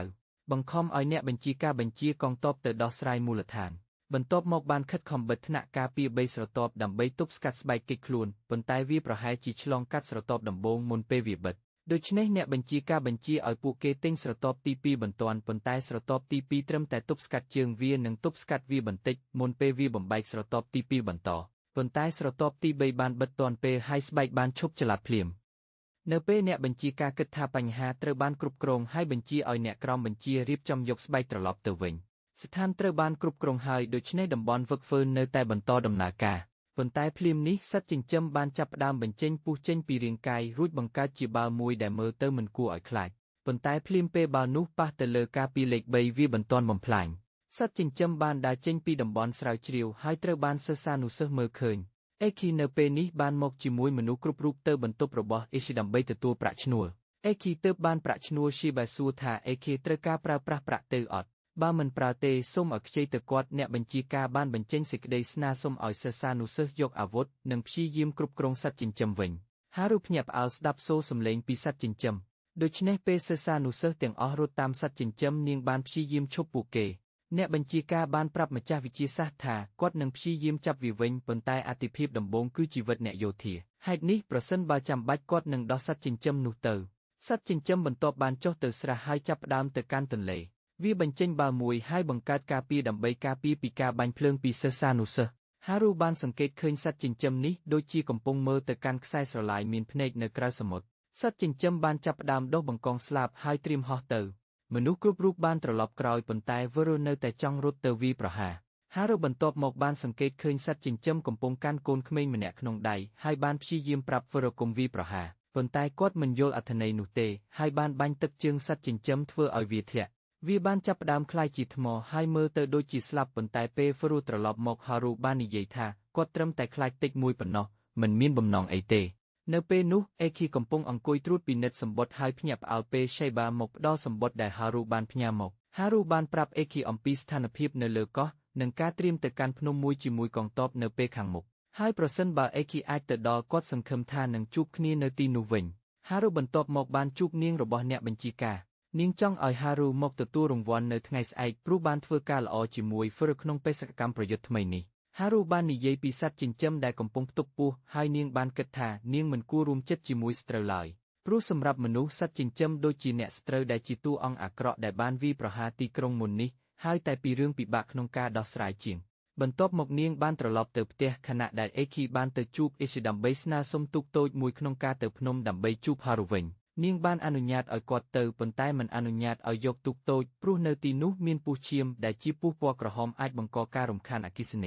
ីដូច្នេះមានសក្តានុពលខ្ពស់ថាគាត់ទៅមួយទៀតហើយមិនត្រឡប់មកវិញពីព្រោះកន្លែងដែលគាត់ចង់ទៅមានពស់នោះដូច្នេះប្រសិនបើគាត់នៅតែចង់ទៅសូមស្នើសុំយោបល់ពីអេម៉ៃគាត់បានទៅសួរអំពីអេមីប៉ុន្តែនាងមិនអនុញ្ញាតព្រោះគាត់មិនទាន់គ្រប់គ្រងហេរ៉ូខូបានពេញលេញប៉ុន្តែគាត់បានសន្យាថានឹងត្រឡប់មកវិញដូច្នេះនៅតែចង់ទៅនាងបានយល់ព្រមឲ្យគាត់ទៅដោយលក្ខខណ្ឌថាត្រូវយកសត្វមួយដែលមានរាងដូចកណ្ដុរឈ្មោះ Necomata ទៅជាមួយគាត់បងបានយកវាចូលជាមួយឈុតហែទឹករបស់បងនេះហ្វេលក្មេងប្រុសទំនើបនិយាយថាបងគួរតែយកសត្វចងចាំរបស់ខ្ញុំទៅឆាប់បើមិនដូច្នោះទេនឹងមានគ្រោះថ្នាក់អេមីបានណែនាំឲ្យបងប្រុងប្រយ័ត្នជាមួយហេរ៉ូខូនៅលើដៃអេមីបានណែនាំឲ្យបងប្រុងប្រយ័ត្នជាមួយហេរ៉ូខូនៅលើដៃបើវាបង្ហាញសញ្ញាថាគ្រប់គ្រងបានសូមចាំបាច់គោរពដំបូន្មានរបស់អ្នកចាស់ព្យាយាមស្វែងយល់ថាវាចង់បានអ្វីបងបានទទួលយកការណែនាំហើយបន្ទាប់មកបានលោតចុះ Sinfer of Harusang Hemsan Giptlong គាត់ចង់បញ្ជូនទាំងពីរចូលកងទ័ពភាគចម្បងហើយប្រាប់ថាគាត់នឹងកោះនេះឥឡូវខាងក្រោមការគ្រប់គ្រងរបស់រដ្ឋាភិបាលភាគខាងត្បូងហើយពួកគេត្រូវការការពារព្រំដែនដែលរដ្ឋាភិបាលភាគខាងជើងកំពុងព្យាយាមយកដូច្នេះគាត់សង្ឃឹមថាទាំងពីរនឹងជួយគាត់ការពារអ្វីដែលបុព្វបុរសបានឧបត្ថម្ភរក្សាទុកពីសេនាអ្នកស្ទាក់ស្ទើរទាំងពីរបានយល់ព្រមចូលរួមអេគីនាពេលនេះបានដល់ដីដោយសុវត្ថិភាពប៉ុន្តែត្រូវតែដើរបន្តទៀតមួយចំនួនអេគីមិនឃើញអ្នកខមតាទេដូច្នេះបានចាប់ផ្ដើមបារម្ភហើយបន្ទាប់មកសង្កេតឃើញវានៅក្រោមឈុតហែលទឹកបន្ទាប់មកបងបានកំណត់ទីដែលហើយចាប់ផ្ដើមដើរ ពេលឃើញសមុទ្រនៅមុខខ្លួនគេត្រូវដើរតែមួយរយៈទៀតនឹងទៅដល់កន្លែងទាំងពីរបានឃើញរូបចម្លាក់មួយហើយអេគីបានពិនិត្យហើយដឹងថានេះជាចិត្តយមនុស្សដែលបានคล้ายជារូបសាំងបន្ទាប់មកបងបានជួបមនុស្សដើមកំណើតនៅចិត្តនោះហើយបានសួរទិសដៅទៅកាន់ព្រំដែនប៉ុន្តែមនុស្សនេះបានភ័យខ្លាចភ្លាមពេលបានឮឈ្មោះព្រំដែនហើយប្លែកមុខคล้ายជាចិត្តយមនុស្សហើយរត់តាមវាប្រហារអេខេច្រវាក់បង្ហាញទីតាំងលើនេខូម៉ាថាក៏បានធ្លាក់ផងដែរបងបានដោះកន្សែងចេញដើម្បីប្រយុទ្ធហើយបានកាត់ដៃមួយរបស់វាប៉ុន្តែវានៅតែចង់ប្រយុទ្ធដល់ស្លាប់ភ្លាមចិត្តទីបានទម្លាប់ដោយកាំភ្លើងមួយក្តៅហើយកាំភ្លើងនោះមកពីឪពុកកូនពីរនាក់នេះបន្ទាប់ពីសន្ទនាអេគីបានដឹងថារូបចម្លាក់នេះគឺរបស់ម្ដាយក្មេងស្រីហើយឪពុកមើលទៅដូចជាក៏មានដៃត្រូវរលួយដូចជាខ្លួនអេខេពេលនេះអេមេកំពុងសួរថាអេគីស្ថានភាពយ៉ាងដូចម្ដេចដូច្នេះបានពិនិត្យឧបករណ៍រកហើយនាងសង្ស័យថាមានអ្វីមួយកើតឡើងជាមួយអេខេពេលនេះអេគីបានដឹងថាមួយខែមុនរដ្ឋាភិបាលភាគខាងជើងបានវាយប្រហារជុំវិញទីនេះហើយតាំងពីពេលនោះមនុស្សជាច្រើនបានប្លែកបែបคล้ายជាចិត្តយមនុស្សឪពុកក្មេងស្រីក៏ទទួលផលប៉ះពាល់ដោយមានតែដៃតែមួយឪពុកបានណែនាំអេគីមិនគួរតែខិតខំទៅព្រំដែនព្រោះវាមានភាពលំបាកពេលនេះអលមីបានយករថយន្តហោះហើយឈីបាដឹងថាគាត់នឹងទទួលការកោតត្រសាជាអំពើខុសពីអេស៊ីប្រសិនបើអនុញ្ញាតអលមីទៅដោយមិនសុំប៉ុន្តែការគ្រោះទោសឲ្យគាត់ជំនួសពួកគេមិនមែនរឿងថ្មីទេដូច្នេះគាត់បានធ្លាប់ហើយបន្ទាប់មកអលមីបានអរគុណមនុស្សទាំងអស់ហើយបើករថយន្តហោះចេញនៅព្រឹកថ្ងៃបន្ទាប់អលមីបានជិតក្រុមពុកក្រហមហើយបានចុះចតនៅលើដីហើយលាក់រថយន្តហោះនាងបានរកឃើញរូបចម្លាក់សាំងនោះហើយឃើញសពចិត្តដែលហាក់ដូចជាបានទុកដោយអេខេនាងបន្តចូលជ្រៅហើយបានរកឃើញផ្ទះរបស់ឪពុកកូនពីរដែលបានជួយអេខេម្សិលមិញហើយបានរកឃើញកាបូបរបស់គាត់ដែលទុកនៅទីនេះអេខេនិងឪពុកកូនពីរនេះបានទៅដល់ជ្រុំភ្នំហើយនាវារបស់កងទ័ពក៏នៅទីនោះដែរគាត់ដឹងថាហារូនៅជិតណាស់ហើយបានរហ័សផ្លាស់ទីនៅពេលនេះអ្នកបញ្ជាកំពុងពិភាក្សាជាមួយអ្នកអនុគណីពួកគេប្រាប់ក្លុយថាយុទ្ធនាការនេះគឺគ្រាន់តែហាត់ប្រាណប៉ុណ្ណោះប៉ុន្តែនៅទីពិតអ្នកបញ្ជាកំពុងអនុវត្តតាមពាក្យបញ្ជារបស់វេជ្ជបណ្ឌិតហើយមកយកគ្រាប់ពេជ្រលេខ5មួយដែលគាត់ត្រូវការពេលនេះអេស៊ីកំពុងស៊ើបអង្កេតក្រុមគេអំពីអេដែលបានឲ្យអលមីចាក់ចេញអេទាំងអស់បានបញ្ចាំងមិនដឹងតែអេស៊ីដឹងថាពួកគេចោទមិនពិតនឹងដាក់ពិន័យទាំងអស់ហារូនិងហ្វឺរ៉ូត្រូវបានបំបែកជាក្រុមតូចដើម្បីទៅជាមួយមនុស្សណែនាំដើម្បីស្វែងរកស្រូវនៅជុំវិញនិងបំផ្លាញពួកវាអេគីកំពុងដើរជាមួយឪពុកកូនពីរនៅក្នុងទីក្រុងហើយឪពុកបានប្រាប់ថាពុកក្រហមក៏ធ្វើឲ្យនេខូម៉ាថាមិនសប្បាយខ្លួនហើយទាំងពីរនឹងសម្របសម្រួលសត្វនេះរហូតដល់បងត្រឡប់មកវិញបន្ទាប់មកពួកគេបានយកសម្ភារៈរស់រានមានជីវិតហើយនាំអេគីទៅដល់ផ្លូវរថភ្លើងមួយបើចូលជ្រៅទៀតនឹងជួបមនុស្សណែនាំហើយឪពុកបានណែនាំអេគីថាប្រសិនបើមនុស្សដែលគាត់ចង់ជួបឃើញដៃនេះនោះគាត់អាចត្រូវបានគេបន្លំដូច្នេះត្រូវប្រុងប្រយ័ត្នហារូនិងហ្វឺរ៉ូបានចូលទៅក្នុងរូងខ្មៅមួយហ្វឺរ៉ូបានសម្រេចចិត្តទៅមុខហើយប្រាប់ហារូរងចាំនៅទីនេះក្រុមផ្សេងទៀតត្រូវបានអ្នកបញ្ជាផ្ញើទៅស្វែងរកគ្រាប់ពេជ្រលេខ5មួយហើយពិតជាស្វែងឃើញពេលហារូតាមហ្វឺរ៉ូបានធ្លាក់ពេលពិនិត្យម្ដងទៀតពួកគេបានឃើញថានេះជាសម្លៀកបំពាក់យោធាប៉ុន្តែមនុស្សបើកមិនច្បាស់ភ្លាមមានចិត្តជាមួយបង្ហាញខ្លួនហើយវាយប្រហារទាំងពីរហ្វឺរ៉ូបាននៅសង្វៀនប្រយុទ្ធដើម្បីហារូរត់នាងបានរត់ចេញខាងក្រៅហើយភ្លាមជួបអេខេម្ដងទៀតនៅខាងក្រៅនាងរីករាយរត់ទៅជួបគ្នាប៉ុន្តែអេខេនៅខាងក្រៅនាងរីករាយរត់ទៅជួបគ្នាប៉ុន្តែអេគីឃើញចិត្តនៅពីក្រោយហារូហើយធ្វើការបង្វិលនាងបន្ទាប់មកគាត់បើកដៃហើយរត់ទៅវាយប្រហារបន្ទាប់មកវឺរបានចេញមកនឹងឃើញអេគីជាមួយដៃនេះហើយដឹងថាអេគីគឺជាសត្វនៅលើរថយន្តកាលពីថ្ងៃនោះហើយគាត់មិនមនុស្សទៀតទេវឺរឥឡូវនេះបានផ្លាស់ប្ដូរហើយគិតថាខ្លួនខ្លាំងណាស់គាត់បាញ់កាំភ្លើងទៅអេគីហើយដៃរបស់គាត់ចាប់ផ្ដើមមានសញ្ញាคล้ายជារូបសាំងដូច្នេះត្រូវតែចាក់ក្រោយភ្លាមសពចិត្តមុននេះបានហើយសត្វមួយបានរត់មកទប់ហ្វឺរ៉ូដើម្បីជួយអេខេរត់គាត់ចង់ឲ្យហារូបញ្ជាឲ្យអេខេរត់ជំនួសគាត់ពីព្រោះគាត់ដឹងថានាងយល់ភាសាសត្វដូចគាត់បន្ទាប់មកអេខេបានរត់ចេញហើយសត្វនោះបានត្រឡប់ទៅជាមនុស្សហើយរត់ចេញផងដែរពេលនេះអេមីបានជួបឪពុកកូនពីរនោះពួកគេគិតថានាងជាមនុស្សអាក្រក់ប៉ុន្តែនាងគ្រាន់តែចង់មើលដៃឪពុកដើម្បីស្វែងរកវិធីជួយនាងបានសោកស្ដាយហើយបុកស្រុកក្មេងស្រីមែនដែលធ្វើឲ្យឪពុកខូចចិត្តភ្លាមនេខូម៉ាថាបានរត់ទៅកាន់កន្លែងរបស់អេខេដូច្នេះអេមីត្រូវតែទៅមើលហើយឃើញអេគីកំពុងនៅក្នុងស្ថានភាពអាក្រក់ណាស់ហ្វឺរ៉ូពេលនេះបានត្រឡប់មកវិញហើយទៅជួបមេបញ្ជាការដើម្បីជូនដំណឹងថាគាត់បានឃើញសែមនៅក្នុងរូងហើយម្នាក់ក្នុងចំណោមពួកគេគឺជាមិត្តរបស់អេគីរបស់គាត់ Cinemike Cho Sibikai Amtet Ging Vbo Sibi Trung Kong Life Try Gip Chalong Sang Te Cho Besiba នាវារបស់អេស៊ីពេនេះត្រូវតែហោះហើរឆាប់មុនពេលពួកគេត្រូវបានរដ្ឋាភិបាលភាគខាងជើងមកត្រួតពេលនេះអេសបានរកឃើញថាអេមីបាននាំមនុស្សមកវិញ ហើយបានបញ្ជាឲ្យចាប់ផ្ដើមការហោះហើរបន្ទាន់បន្ទាប់មកមនុស្សទាំងអស់បានទៅមើលស្ថានភាពរបស់ AK ភ្លាមបុរសម្នាក់បានជួយគាត់បុកឡានចូលទៅកាន់នាវារបស់អ៊ីស៊ូហើយដោយចៃដន្យនេះគឺជាមនុស្សស្គាល់របស់មនុស្សទាំងអស់នៅលើនាវាមនុស្សនេះគឺជារយ៉ូហើយគាត់យល់ដឹងពីមនុស្សទាំងអស់នៅលើនាវាហើយនាំមកនៅវត្ថុដែលមនុស្សទាំងអស់ត្រូវការសម្រាប់អ្នកបើកបរគឺមានមេដៃបង្ហាញទិសដៅដើម្បីងាយស្រួលក្នុងការកំណត់ទិសសម្រាប់ Shiba គឺមានទស្សនាវដ្តីមនុស្សពេញវ័យដើម្បីគាត់មានអ្វីមើលពេលយប់បន្ទាប់ពីស្ដាប់ស្ថានភាពលើនាវាពីក្មេង2នាក់រីយ៉ូបានទៅជួបវិស្វករដើម្បីភេសជ្ជៈជាមួយគាត់បន្ទាប់មកអេមីបានទៅស្វែងរករយ៉ូហើយប្រាប់គាត់ឲ្យទៅជួបអ្នកចាស់ជរាអ្នកចាស់ជរាបានសួរថាហេរូខូរបស់រយ៉ូកំពុងស្វែងរកអ្វីគាត់បានចាក់ចេញពីនាវានិងធ្វើដំណើរ2ឆ្នាំប៉ុន្តែមិនទាន់រកឃើញចម្លើយពិតប្រាកដទេដូច្នេះនឹងបន្តស្វែងរកបន្ទាប់មកគាត់បានទៅជួបអ៊ីសហើយអ៊ីសបានប្រាប់ថាគាត់មានគម្រោងត្រឡប់ទៅមូលដ្ឋានដើម្បីរៀបចំរឿងទាំងអស់ម្ដងទៀតបន្ទាប់មកនឹងចាប់ផ្ដើមផែនការប្រយុទ្ធវិញប្រឆាំងរដ្ឋាភិបាលភាគខាងជើងពេលនេះអេគីក៏បានផ្លឹកឡើងវិញហើយរ៉េអូបានមកស្វែងរកប្រាប់កន្លែងគាត់កំពុងដេកដែលដើមមកជារបស់រ៉េអូប្រាប់អេគីថាកន្លែងគាត់កំពុងដេកដើមមកជារបស់រ៉េអូបន្ទាប់មកគាត់បានទៅកាន់កន្លែងរបស់អេគីហើយប្រាប់ឲ្យគាត់ចាប់ផ្ដើមជាមួយគាត់នៅថ្ងៃស្អែកដើម្បីរៀនវិធីគ្រប់គ្រងហេរូខូព្រោះគាត់ដូចជាគាត់ផងដែររ៉េអូបន្ទាប់មកបានប្រាប់ឈីបែថាអេគីមានមិត្តស្រីស្រស់ស្អាតម្នាក់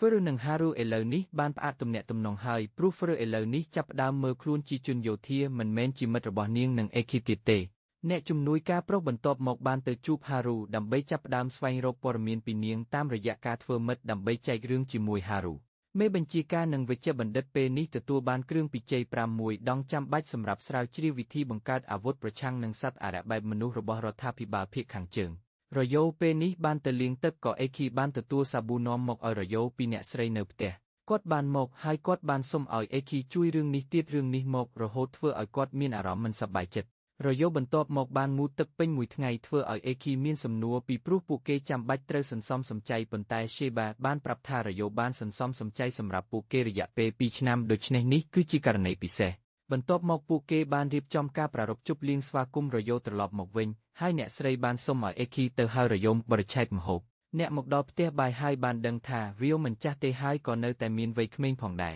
គាត់បន្ទាប់មកបានទៅជាមួយអ្នកបរិច្ឆេទប៉ុន្តែគាត់មិនទាន់ឲ្យអេគីស៊ីទាន់ឡើយប៉ុន្តែបានប្រាប់អ្នកឲ្យកំហូបមួយចំនួនទៅឲ្យយេស៊ូអ្នកជាម្ដាយក៏បានសុំឲ្យអ្នកធ្វើការងារមួយជួយផងបន្ទាប់មកអ្នកបានទៅជួបអ៊ីសហើយប្រាប់ថាពួកគេកំពុងរៀបចំពិធីអបអរសាទរយេរ៉ូត្រឡប់មកវិញហើយអ្នកជាម្ដាយក៏ចង់សុំទោសអ៊ីសពីការខុសគ្នាមួយចំនួនពីមុនរវាងពួកគេអ៊ីសបានប្រាប់អេគីថាឲ្យទៅប្រាប់អ្នកជាម្ដាយឲ្យមកជួបគ្នាដើម្បីសម្រួលបន្ទាប់ពីអេគីត្រឡប់ទៅផ្ទះបាយគ្រប់គ្នាបានញ៉ាំរួច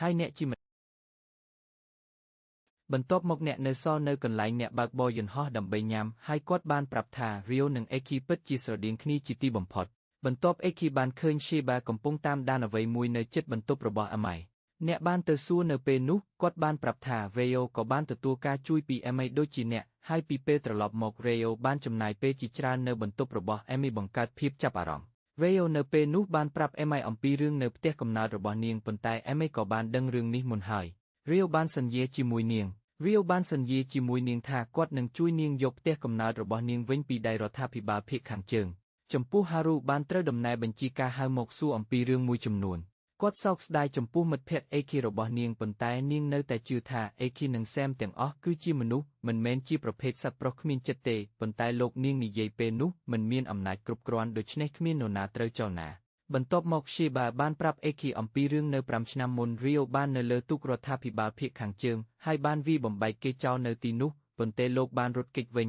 ញហើយបានឆាប់ពាក់ព័ន្ធនឹងការចាក់តំណាងរដ្ឋាភិបាលភាគខាងជើងហើយឆាប់បំផ្លាញទៅជាសត្វប្រុសប៉ុន្តែអេម៉ៃនៅពេលនោះបានមកជួយគាត់ហើយជួយគាត់ក្លាយទៅជាសត្វសែមដូចបច្ចុប្បន្នទោះបីជាការពេលនោះអេមីត្រូវបានអេស៊ូតាវ៉ាតាមពេលនាំរីអូទៅលើទូកប៉ុន្តែឥឡូវនេះរីអូបានក្លាយជាផ្នែកមួយនៃទីនោះព្រឹកថ្ងៃស្អែករីអូបានបង្ហាញរូបថតពីរយៈពេល2ឆ្នាំចុងក្រោយដែលគាត់បានថតឲ្យក្មេងទាំងពីរបន្ទាប់មករីអូសុំឲ្យក្មេងទាំងពីរប្រមូលមនុស្សទាំងអស់ទៅនៅចុងទូកដើម្បីគាត់ថតរូបមួយសម្រាប់គ្រប់គ្នាបន្ទាប់មករីអូបានទៅមើលអេគីចេញសែវឥឡូវនេះអ្នកមានការព្រួយបារម្ភមិនដឹងថាខ្លួនត្រូវតែដោះស្រាយរ៉ាសែវជាមួយហេរូខូដូចរីអូដែរឬទេព្រោះរហូតដល់ពេលនេះអ្នកនៅតែត្រូវពឹងផ្អែកលើអេម៉ៃដើម្បីដោះស្រាយដៃនេះពេលវាបង្ហាញសញ្ញាលូតលាស់រីអូបានបង្ហាញអេគីរូបថតអំពីប៉ុកខាងលើដែលមានរាងដូចភ្នែកហើយសួរថាអ្នកធ្លាប់ឃើញវានៅអ្នកគ្រាន់តែមានអារម្មណ៍មិនស្រួលចិត្តពេលឃើញរូបថតនេះ ហើយអ្នកមិនដែលឃើញវាមុនឡើយចំពោះ Haru និង Furo នៅពេលនេះបានទៅវឹកហាត់គោលដៅបាញ់ហើយក្រៅតែ Furo ក៏មិនមានសមត្ថភាពវឌ្ឍនភាពពិសេសណាមួយទេសម្រាប់សិស្សទាំងអស់អ្នកបានទូស7ពី Haru ប៉ុន្តែទទួលស្គាល់ថានាយកបញ្ជាការដឹងថានាងកំពុងខ្វះមូលចិត្តក្នុងការប្រយុទ្ធដូច្នេះគាត់នឹងនិយាយជាមួយ Haru សម្រាប់មួយដងពេលនោះឪពុករបស់ Eki បានទៅជួបប្រពន្ធចាស់ហើយបានដឹងថានាងបានស៊ើបអង្កេតឃើញថា Eki កំពុងនៅលើទូកដឹកសម្បត្តិមួយហើយកំពុងផ្លូវទៅភាគខាងជើងនាងនឹងបន្តស្វែងរក Eki ខណៈឪពុកក៏នឹងខំប្រឹងធ្វើអ្វីអាចធ្វើបានព្រោះគាត់ជាឪពុកតែម្នាក់ដែល Eki មានបន្ទាប់មកគាត់បានទៅសួរស្ដីដល់វិមានអនុស្សាវរីយ៍យុទ្ធជនហើយបានជួបមេបញ្ជាការខេត្តនៅទីនោះវិញពួកគេបានឲ្យឱកាសនិយាយគ្នាបន្តិចមួយចំពោះ Emai នៅពេលនេះបានទៅជូនដំណឹងដល់ Isu អំពីការត្រូវឲ្យអ្នកបើកបរយន្តហោះមកទីនេះថតរូបឬអត់ព្រោះពួកគេចង់បានអ្នកបើកបរយន្តហោះម្នាក់ប៉ុន្តែ Isu បានយល់ថាគួរតែធ្វើឲ្យរហ័សដើម្បីឲ្យគាត់ត្រឡប់ទៅបើករយន្តហោះល្អជាងអ្នកជាម្ដាយបានប្រាប់ Emai មកទីនេះដើម្បីធ្វើសក់ឲ្យស្អាតសម្រាប់រូបថតបន្ទាប់មកគ្រប់គ្នាបានប្រមូលគ្នាក្រោយទូកហើយ Shebe ជាមួយ Eki បានភ្ញាក់ផ្អើលខ្លាំងពេលឃើញសក់ស្អាតថ្មីរបស់ Emai បន្ទាប់ពីគ្រប់គ្នាចូលជួរនៅកន្លែង Rio បានកំណត់ពេលសម្រាប់ម៉ាស៊ីនថតរូបហើយរត់ទៅកាន់ជួរមនុស្សហើយពួកគេបានថតរូបរួមគ្នាថ្ងៃល្ងាចនោះ Haru បានទៅជួបនាយកបញ្ជាការហើយគាត់ដឹងថានាងនៅតែខំប្រឹងការពារ AK ប៉ុន្តែគាត់បានណែនាំឲ្យនាងផ្ដោតលើភារកិច្ចជាអ្នកយោធាហើយយកគ្រួសារជាអាទិភាពលើគេពេលត្រឡប់មកវិញឪពុករបស់ Haru បានភ័យខ្លាចខ្លាំងចំពោះខ្លួនឯងព្រោះមិនអាចការពារប្រពន្ធកូនស្រីទាំងពីរបានហើយឥឡូវនេះ Haru ត្រូវតែចូលរួមសម្ដែងតួនាទីដើម្បីធ្វើការងារនេះជំនួសគាត់ Eki នៅពេលនេះបានមើលរូបថតរបស់ Rio ម្ដងទៀតហើយបានដឹងថាគាត់ថតអ្នកដើម្បីមើលថា Heruko របស់អ្នកមានការផ្លាស់ប្ដូរឬអត់ព្រោះម៉ាស៊ីនថតអាចថតបានច្បាស់ទីតាំង Heruko របស់ Rio នៅពេលនេះបានឡើងទៅលើស្មាជំនួសដែលនៅកណ្ដាលដៃដូចរបស់ AK យើងបានដឹងថាម្ដាយរបស់ Haru បានស្លាប់មួយរយៈពេលនោះនាងនៅសាលាធំសិក្សាហើយមានក្តីទុកចិត្តខ្លាំងដូច្នេះជាញឹកញាប់រត់ចាញ់ AK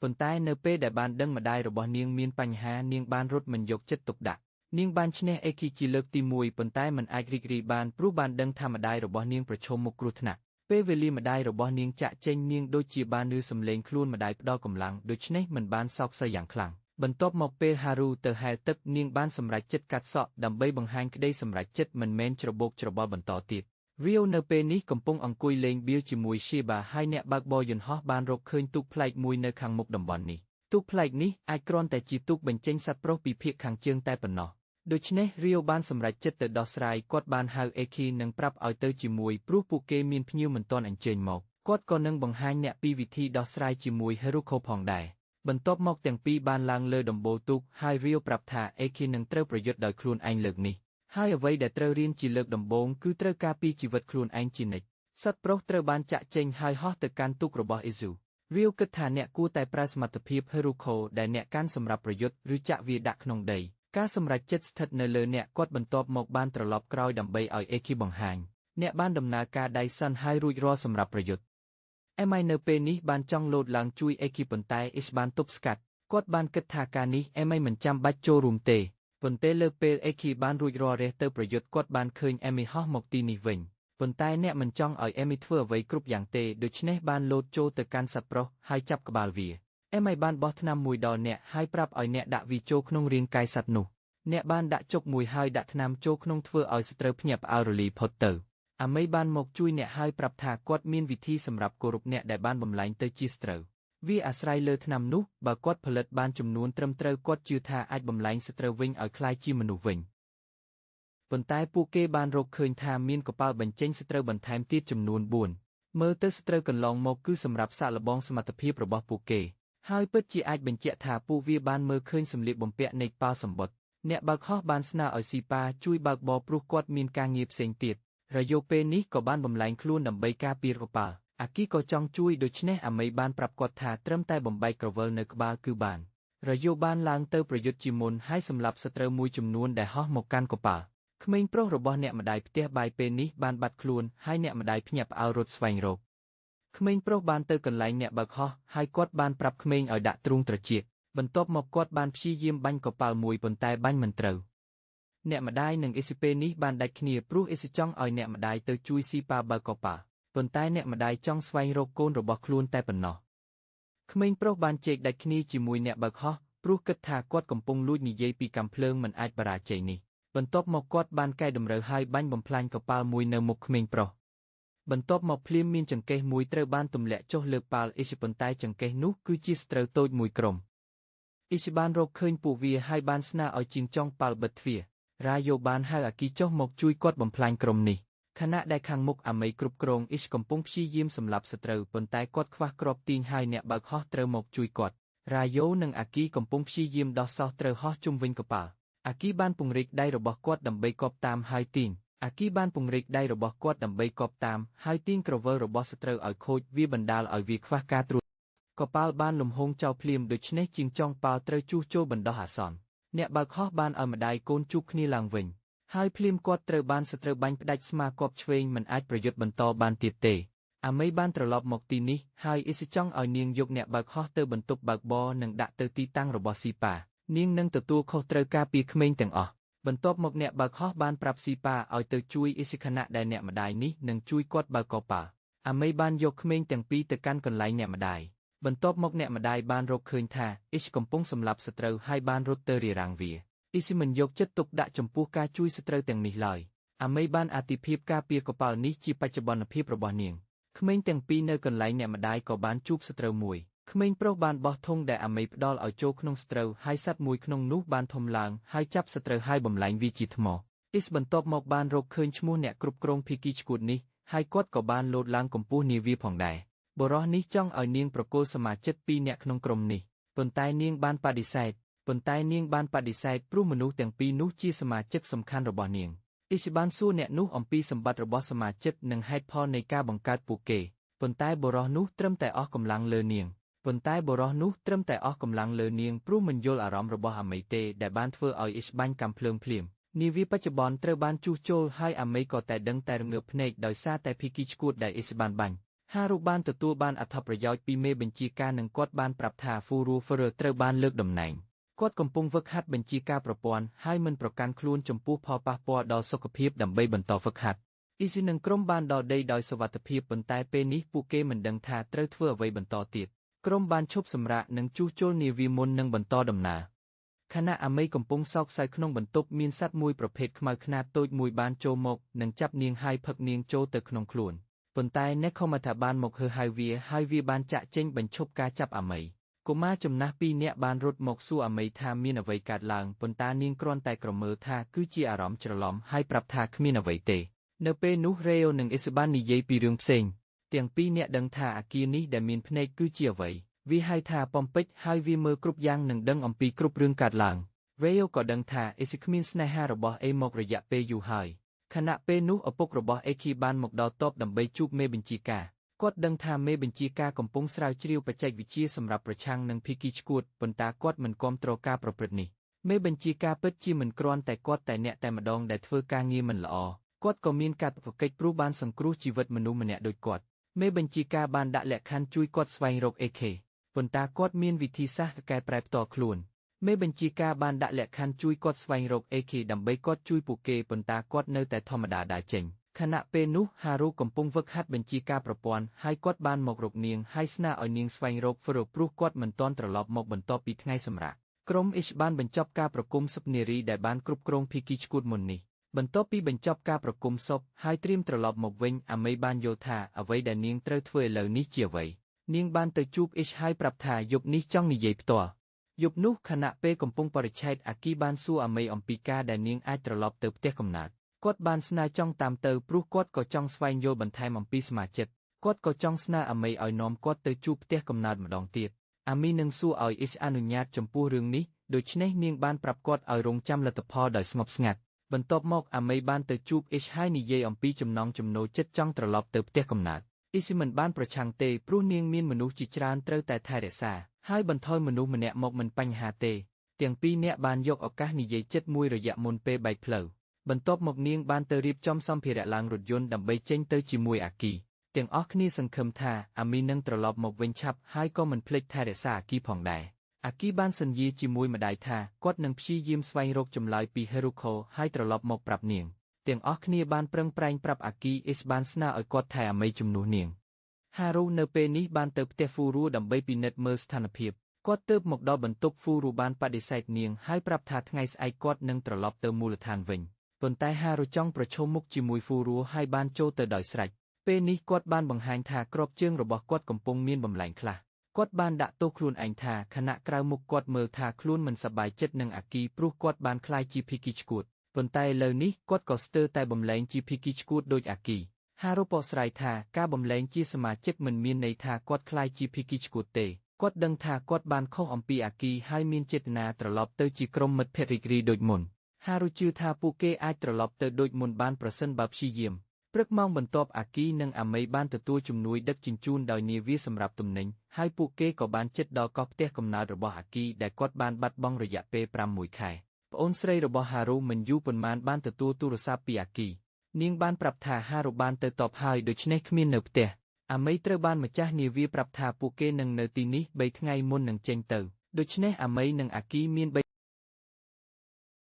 ហារូបានសង្កេតថាហ្វូរូមិនទាន់ត្រឡប់មកមូលដ្ឋានមេបញ្ជាការបានប្រាប់ថានាងមានការហៅខូចពីប្អូនស្រីនាងបានជូនដំណឹងទៅហារូអំពីការត្រឡប់មករបស់អាគីនាងភ័យខ្លាចថាត្រូវបានតាមដានបើដូច្នោះបានប្រាប់ប្អូនស្រីឲ្យផ្ញើសារអាគីមកជួបនាងនៅសួនច្បារប៉ុន្តែគ្រោះថ្នាក់សម្រាប់ហារូព័ត៌មានអំពីអាគីត្រូវបានមេបញ្ជាការស្ដាប់យ៉ាងឆាប់រហ័សហើយគាត់បានបញ្ជាឲ្យជំនួយការជូនដំណឹងប៉ូលីសស្ទប់ផ្ទះអាគីពេលនេះបានត្រឡប់មកផ្ទះដើម្បីជួបឪពុកបុត្រធំទាំងពីរបានជួបគ្នាប៉ុន្តែថែមទាំងស្ងប់ស្ងាត់មិនមានអារម្មណ៍ខ្លាំងណាមួយឡើយហារូនៅពេលនេះបានទៅវត្តជំនួសឲ្យសួនច្បារដូចដែលបាននិយាយក្នុងទូរស័ព្ទហើយបានជួបប្អូនស្រីនៅទីនោះប្អូនស្រីបានប្រាប់ថាអាគីបានត្រឡប់ទៅជួបឪពុកប៉ុន្តែអាគីក៏នាំមិត្តស្រីម្នាក់មកផងដែរបន្ទាប់មកហារូបានជួបវិញអាមីហើយបានថាអាមីបានសន្យាថានឹងនាំអាគីត្រឡប់មកវិញហេតុអ្វីបានមិនធ្វើឲ្យរហ័សជាងនេះអាមីមិនអាចធ្វើអ្វីបានលើសពីសុំទោសព្រោះបានធ្វើឲ្យហារូអស់សង្ឃឹមឪពុកអាគីបានសួរថា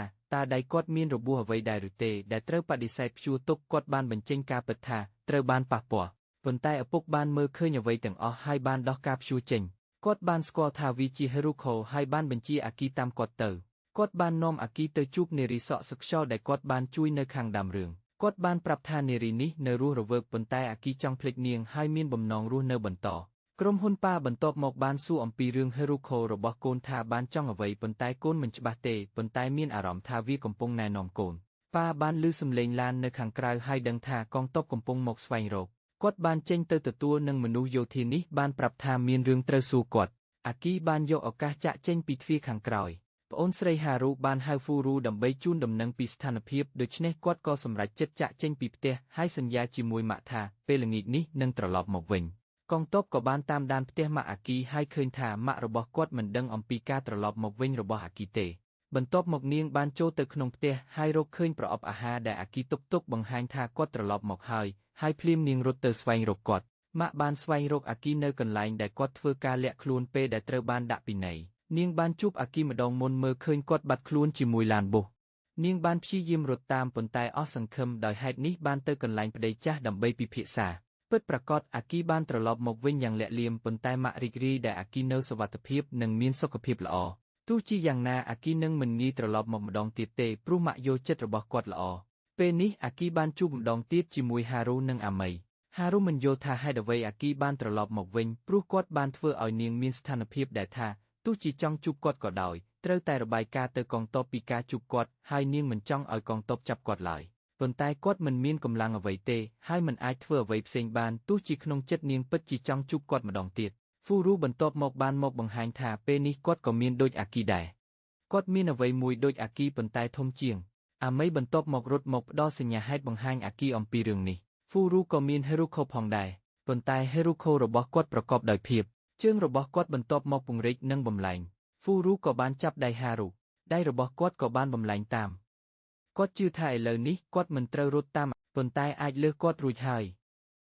បន្ទាប់មកគាត់បានបំលែងរាងកាយទាំងមូលហើយអាមីបានមើលឃើញថាវាជារូបរាងរបស់ហេរូខូដែលបានចិញ្ចឹមដោយកំហឹង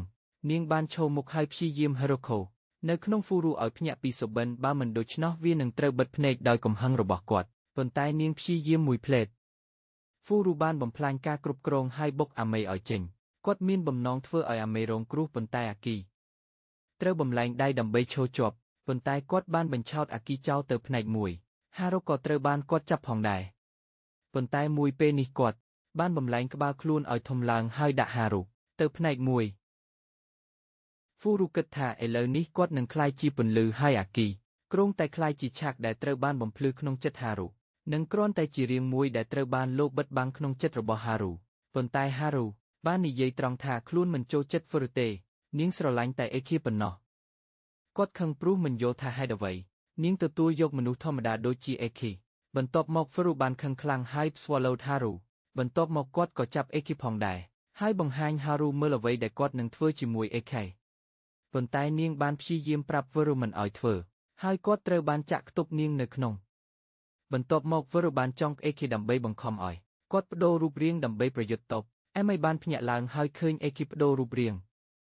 បន្ទាប់មកអេខីបានរត់ទៅចាប់ដាក់មួយចំនួនលើពោះហ្វឺរូធ្វើឲ្យគាត់ចាប់ផ្ដើមធំឡើងប៉ុន្តែអេមីបានប្រាប់អេខីឲ្យឈប់ហើយព្យាយាមកុំឲ្យបាត់បង់វិញ្ញាណនាងបន្ទាប់មកបានចាក់ថ្នាំឲ្យហ្វឺរូហើយពិតជាមហាសាស្ត្រព្រោះកំហឹងគឺជារឿងដែលជួយហ្វឺរូរស់រានមានជីវិតទោះបីបានបដូររូបរាងក៏ដោយបន្ទាប់មកគាត់បានត្រឡប់ទៅជាមួយហារូហើយទទួលស្គាល់ថាខ្លួនឯងគឺជាអ្នកលំបាកភ្លាមបន្ទាប់ពីនោះកងទ័ពបានដាក់រ៉ូបូតខ្លះចុះដើម្បីគ្រប់គ្រងនិងជាប់ចាប់អេខេគាត់បានបញ្ចេញអេមីចេញពីផ្លូវដើម្បីនាងអាចរត់គេចបន្ទាប់មកហ្វឺរូត្រូវបានចាប់ខ្លួនព្រោះគាត់ក៏ជាអ្នកសាំហើយហារូត្រូវបានយកទៅសួរព័ត៌មានខ្លះអេមីនាពេលនេះកំពុងលាក់ខ្លួននៅជិតនោះហើយមិនដឹងត្រូវដោះស្រាយយ៉ាងដូចម្តេចទេពេលអេខេបានហៅចូលទៅក្នុងខួរក្បាលនាងហើយប្រាប់នាងឲ្យត្រឡប់ទៅទុកមុនហើយគាត់នឹងព្យាយាមតាមដានប្រសិនបើអាចធ្វើបានបើខ្លួនមិនត្រឡប់មកក្នុងរយៈពេល3ថ្ងៃនាងអាចទៅមុនហើយគាត់នឹងព្យាយាមជួបនាងនៅភូមិដើមបន្ទាប់មកនាងបានរត់ទៅហើយត្រូវបានមេបញ្ជាការរកឃើញហើយបញ្ជូនកងទ័ពទៅតាមប៉ុន្តែអេខីបានរត់ឡើងហើយចាប់មេបញ្ជាការជារឿងទោសដើម្បីបង្ខំកងទ័ពមេបញ្ជាការចង់ឲ្យពួកគេបាញ់កាំភ្លើងលើអេខេហើយមិនយកចិត្តទុកដាក់គាត់ទៀតប៉ុន្តែពួកគេស្ទាក់ស្ទើរជាច្រើនអេខីបានយកមេបញ្ជាការរត់គេចខ្លួនបានបន្ទាប់មកកងទ័ពប្រើវិទ្យុមសានដើម្បីជូនដំណឹងថាអេខីបានចាប់មេបញ្ជាការរត់ហើយលេខាធិការប្រាប់ថាចង់យកហារូនិងហ្វឺមកទីនេះព្រោះអាចអេខេនឹងទំនាក់ទំនងជាមួយមនុស្សពីរនាក់នេះម្នាក់ណាមួយមេបញ្ជាការពេលនេះបាននិយាយថាចង់និយាយជាមួយអេខីហើយគាត់សន្យាថានឹងដោះលែងគាត់បើគាត់មិនបំផ្លាញមិត្តភក្តិរបស់គាត់ទេគាត់បានប្រាប់ថាគាត់ខ្ចីជីវិតនេះពីឪពុករបស់គាត់ហើយគាត់ចង់ជួយគាត់ផងដែរដោយបង្កើតកន្លែងមួយឲ្យគាត់មានសុវត្ថិភាពជាមួយមិត្តភក្តិបន្ទាប់មកអេខីបានចាក់ចេញហើយមេបញ្ជាការនោះបានទំនាក់ទំនងជាមួយកងទ័ពដើម្បីសួរពីស្ថានភាពហ្វឺរូពេបានដឹងថាអេខីបានរត់គេចបានក៏រីករាយបន្តិចក្នុងពេលនោះអេខីបានទៅជិតជនទ័ពម្នាក់ហើយឲ្យគេបាញ់គាត់បង្ហាញពីភាពគួរឲ្យខ្លាចដើម្បីឲ្យគេមិនគោរពពាក្យបញ្ជាហើយបាញ់កាំភ្លើងបាញ់គាត់ធ្លាក់ចុះពីភ្នំហ្វឺនាពេលនេះបានរត់គេចខ្លួនពីយន្តដឹកឃុំហើយឈប់នៅលើផ្លូវដើម្បីទិញអីវ៉ាន់ប៉ុន្តែកងទ័ពបានមកហើយមិនទុកគាត់ស្ងប់ស្ងាត់គាត់បានបដូរដៃហើយវាយខ្លួនឯងលើក្បាលអេខីត្រូវបានរស់ចូលឆ្នេរហើយ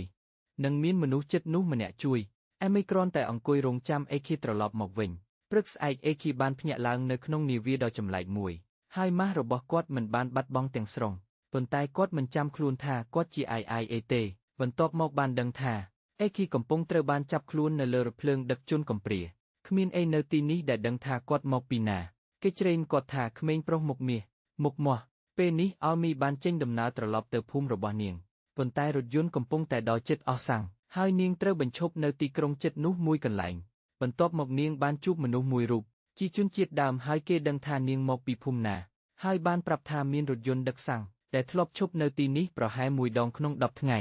ហើយនាងអាចរងចាំដើម្បីទទួលសាំងបន្ថែមនិងបន្តទៅពេលនេះមេបញ្ជាការចង់រៀបចំពិធីសពសម្រាប់ហ្វឺរូហើយបានរាយការណ៍ថាហារូនឹងត្រូវបានត្រួតពិនិត្យយ៉ាងតឹងរ៉ឹងព្រោះសកម្មភាពល្មុះល្មាស់របស់នាងបានធ្វើឲ្យគាត់មិនអាចទុកចិត្តនាងទៀតបន្ទាប់មកនាងត្រូវបានដាក់ទោសបិទត្រូវនឹងលេខាធិការបានប្រាប់ថាហារូគួរតែឈប់ធ្វើអ្វីមិនល្អទៀតបើមិនដូច្នោះគ្រួសាររបស់នាងនឹងត្រូវទទួលបន្ទុកនៅផលវិបាកនោះហើយព្រមទាំងស្នើហារូឲ្យនៅទីនេះនឹងគិតរីកចម្រើនលើអ្វីដែលនាងបានធ្វើមុននេះអេមីបានរកឃើញបន្ទប់ស្នាក់នៅ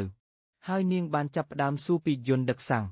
ពួកគេគិតថារថយន្តនោះនឹងមកក្នុង2 ថ្ងៃទៀតហើយនាងត្រូវរងចាំបន្ថែមទៀតនាងបានដើរពីជុំវិញទីក្រុងហើយបានឃើញក្មេងប្រុសម្នាក់ពីភូមិដូចគ្នាក្មេងប្រុសកាន់ថ្មមួយហើយបន្ទាប់មកបានចូលទៅលួចផ្លែប៉ោមពីហាងមួយនៅជិតនោះហើយបោះថ្មបុកក្បាលម្ចាស់ហាងបន្ទាប់មករត់គេចម្ចាស់ហាងបានតាមដានហើយអលមីក៏ត្រូវរត់ទៅមើលស្ថានភាពផងដែរប៉ុន្តែនាងបានរកឃើញក្មេងប្រុសនេះក៏ជាអ្នកសាមម្នាក់ផងដែរនាងបានព្យាយាមចំក្មេងប្រុសថាកុំប្រើប្រាស់អំណាចនេះមិនត្រឹមត្រូវហើយនាំគាត់ទៅ នាងបានបត់ដៃគាត់ឡើងវិញហើយប្រាប់ថាប្រសិនបើក្មេងប្រុសនោះបន្តប្រើអំណាចនេះសម្រាប់គោលបំណងអាក្រក់ក្មេងប្រុសនោះនឹងក្លាយជាចង្កេះបន្ទាប់មកនាងបានចេញទៅហើយលះបង់ឲ្យក្មេងនោះធ្វើអ្វីក៏បានយប់នោះពេលត្រឡប់ទៅផ្ទះស្នាក់នៅម្ចាស់ផ្ទះស្នាក់នៅបានសួរនាងថាតើនាងស្គាល់ក្មេងប្រុសនោះទេឬគេចូលចិត្តលួចនៅក្នុងភូមិឬទេនាងបាននិយាយថាមិនស្គាល់ទេម្ចាស់ផ្ទះបានប្រាប់ឲ្យនាងកុំចូលរួមជាមួយក្មេងនោះដើម្បីជៀសវាងឲ្យហាងស្នាក់នៅរបស់គាត់មិនរងគ្រោះនៅពេលនេះក្មេងប្រុសនោះត្រូវបានបុរស3នាក់ដែលស្គាល់ជាមួយម្ចាស់ហាងព្រឹកនោះចាប់ខ្លួនពួកគេចង់មើលថាក្មេងប្រុសលេងល្បិចនេះអាចធ្វើអ្វីបានខ្លះប៉ុន្តែក្មេងប្រុសនៅតែចាំសេចក្តីណែនាំរបស់អាមីហើយមិនហ៊ានប្រើអំណាចដើម្បីប្រឆាំងប៉ុន្តែអាមីបានមកជួយក្មេងប្រុសនាងបានចរចាជាមួយបុរស3នាក់នោះដើម្បីឲ្យពួកគេចោលក្មេងប្រុសអាមីបានប្រើរថយន្តដែលនាងបង្កើតផ្ទាល់ដើម្បីបង្វែរការជួញដូរជាមួយបុរស3នាក់នោះហើយពួកគេចាប់យករថយន្តនេះជាជំនួសហើយពួកគេយល់ព្រមទុកក្មេងប្រុសឲ្យទៅនៅពេលដែលគេបានប្រឹក្សាឲ្យក្មេងប្រុសកុំមកជុំវិញទីនេះទៀតបន្ទាប់មកក្មេងប្រុសបានប្រាប់អាមីអំពីស្ថានភាពរបស់ខ្លួនឪពុកម្ដាយរបស់ក្មេងប្រុសបានស្លាប់ក្នុងគ្រោះថ្នាក់មួយរយៈមុននេះហើយក្មេងប្រុសគិតថាខ្លួនបានទទួលទោសពីទេវតាពេលបានផ្ដល់ដៃនេះអាមីចង់សរសើរក្មេងប្រុសដែលបានរក្សាពាក្យសន្យាមិនប្រើអំណាចនេះទេនាងបានឲ្យក្មេងប្រុសប្រាក់បន្តិចដើម្បីឲ្យក្មេងប្រុសចាក់ចេញពីទីនេះប៉ុន្តែក្មេងប្រុសគិតថានាងដូចជាមនុស្សគ្រប់គ្នាចង់បង្ខំឲ្យគេចាក់ចេញបន្ទាប់មកក្មេងប្រុសបានចាក់ចេញខណៈដែលអាមីមិនអាចធ្វើអ្វីបានទេគ្រាន់តែត្រឡប់ទៅវិញយប់នោះក្មេងប្រុសបានមកនៅខាងក្រៅផ្ទះស្នាក់នៅដែលអាមីបានស្នាក់បណ្ដោះអាសន្នហើយបានទុកផ្លែប៉ោមដែលបានលួចព្រឹកមុននៅមុខទ្វារឪពុករបស់អាគីនៅពេលនេះកំពុងចាប់ដៃជាមួយអភិបាលហើយទាំងពីររក្សាការសម្ងាត់អំពីស្រីសក់សព្រមទាំងកងទ័ពខាងក្រៅទីផ្សារបានរកឃើញឪពុករបស់អាគីកំពុងបំពេញការប្រតិបត្តិការប្រឡែងមួយហើយហាក់ដូចការប្រតិបត្តិការនេះនឹងជួយឲ្យគាត់ធ្វើឲ្យស្រីសក់នោះភ្ញាក់ខណៈពេលនេះអាគីត្រូវបានយកទៅទីផ្សារក្មេងជាប់ពន្ធដើម្បីលក់ព្រឹកមួយថ្ងៃបន្ទាប់អាមីបានចាក់ចេញពីទីក្រុងដើម្បីទៅភូមិក្មេងប្រុសម្សិលមិញបានតាមនាង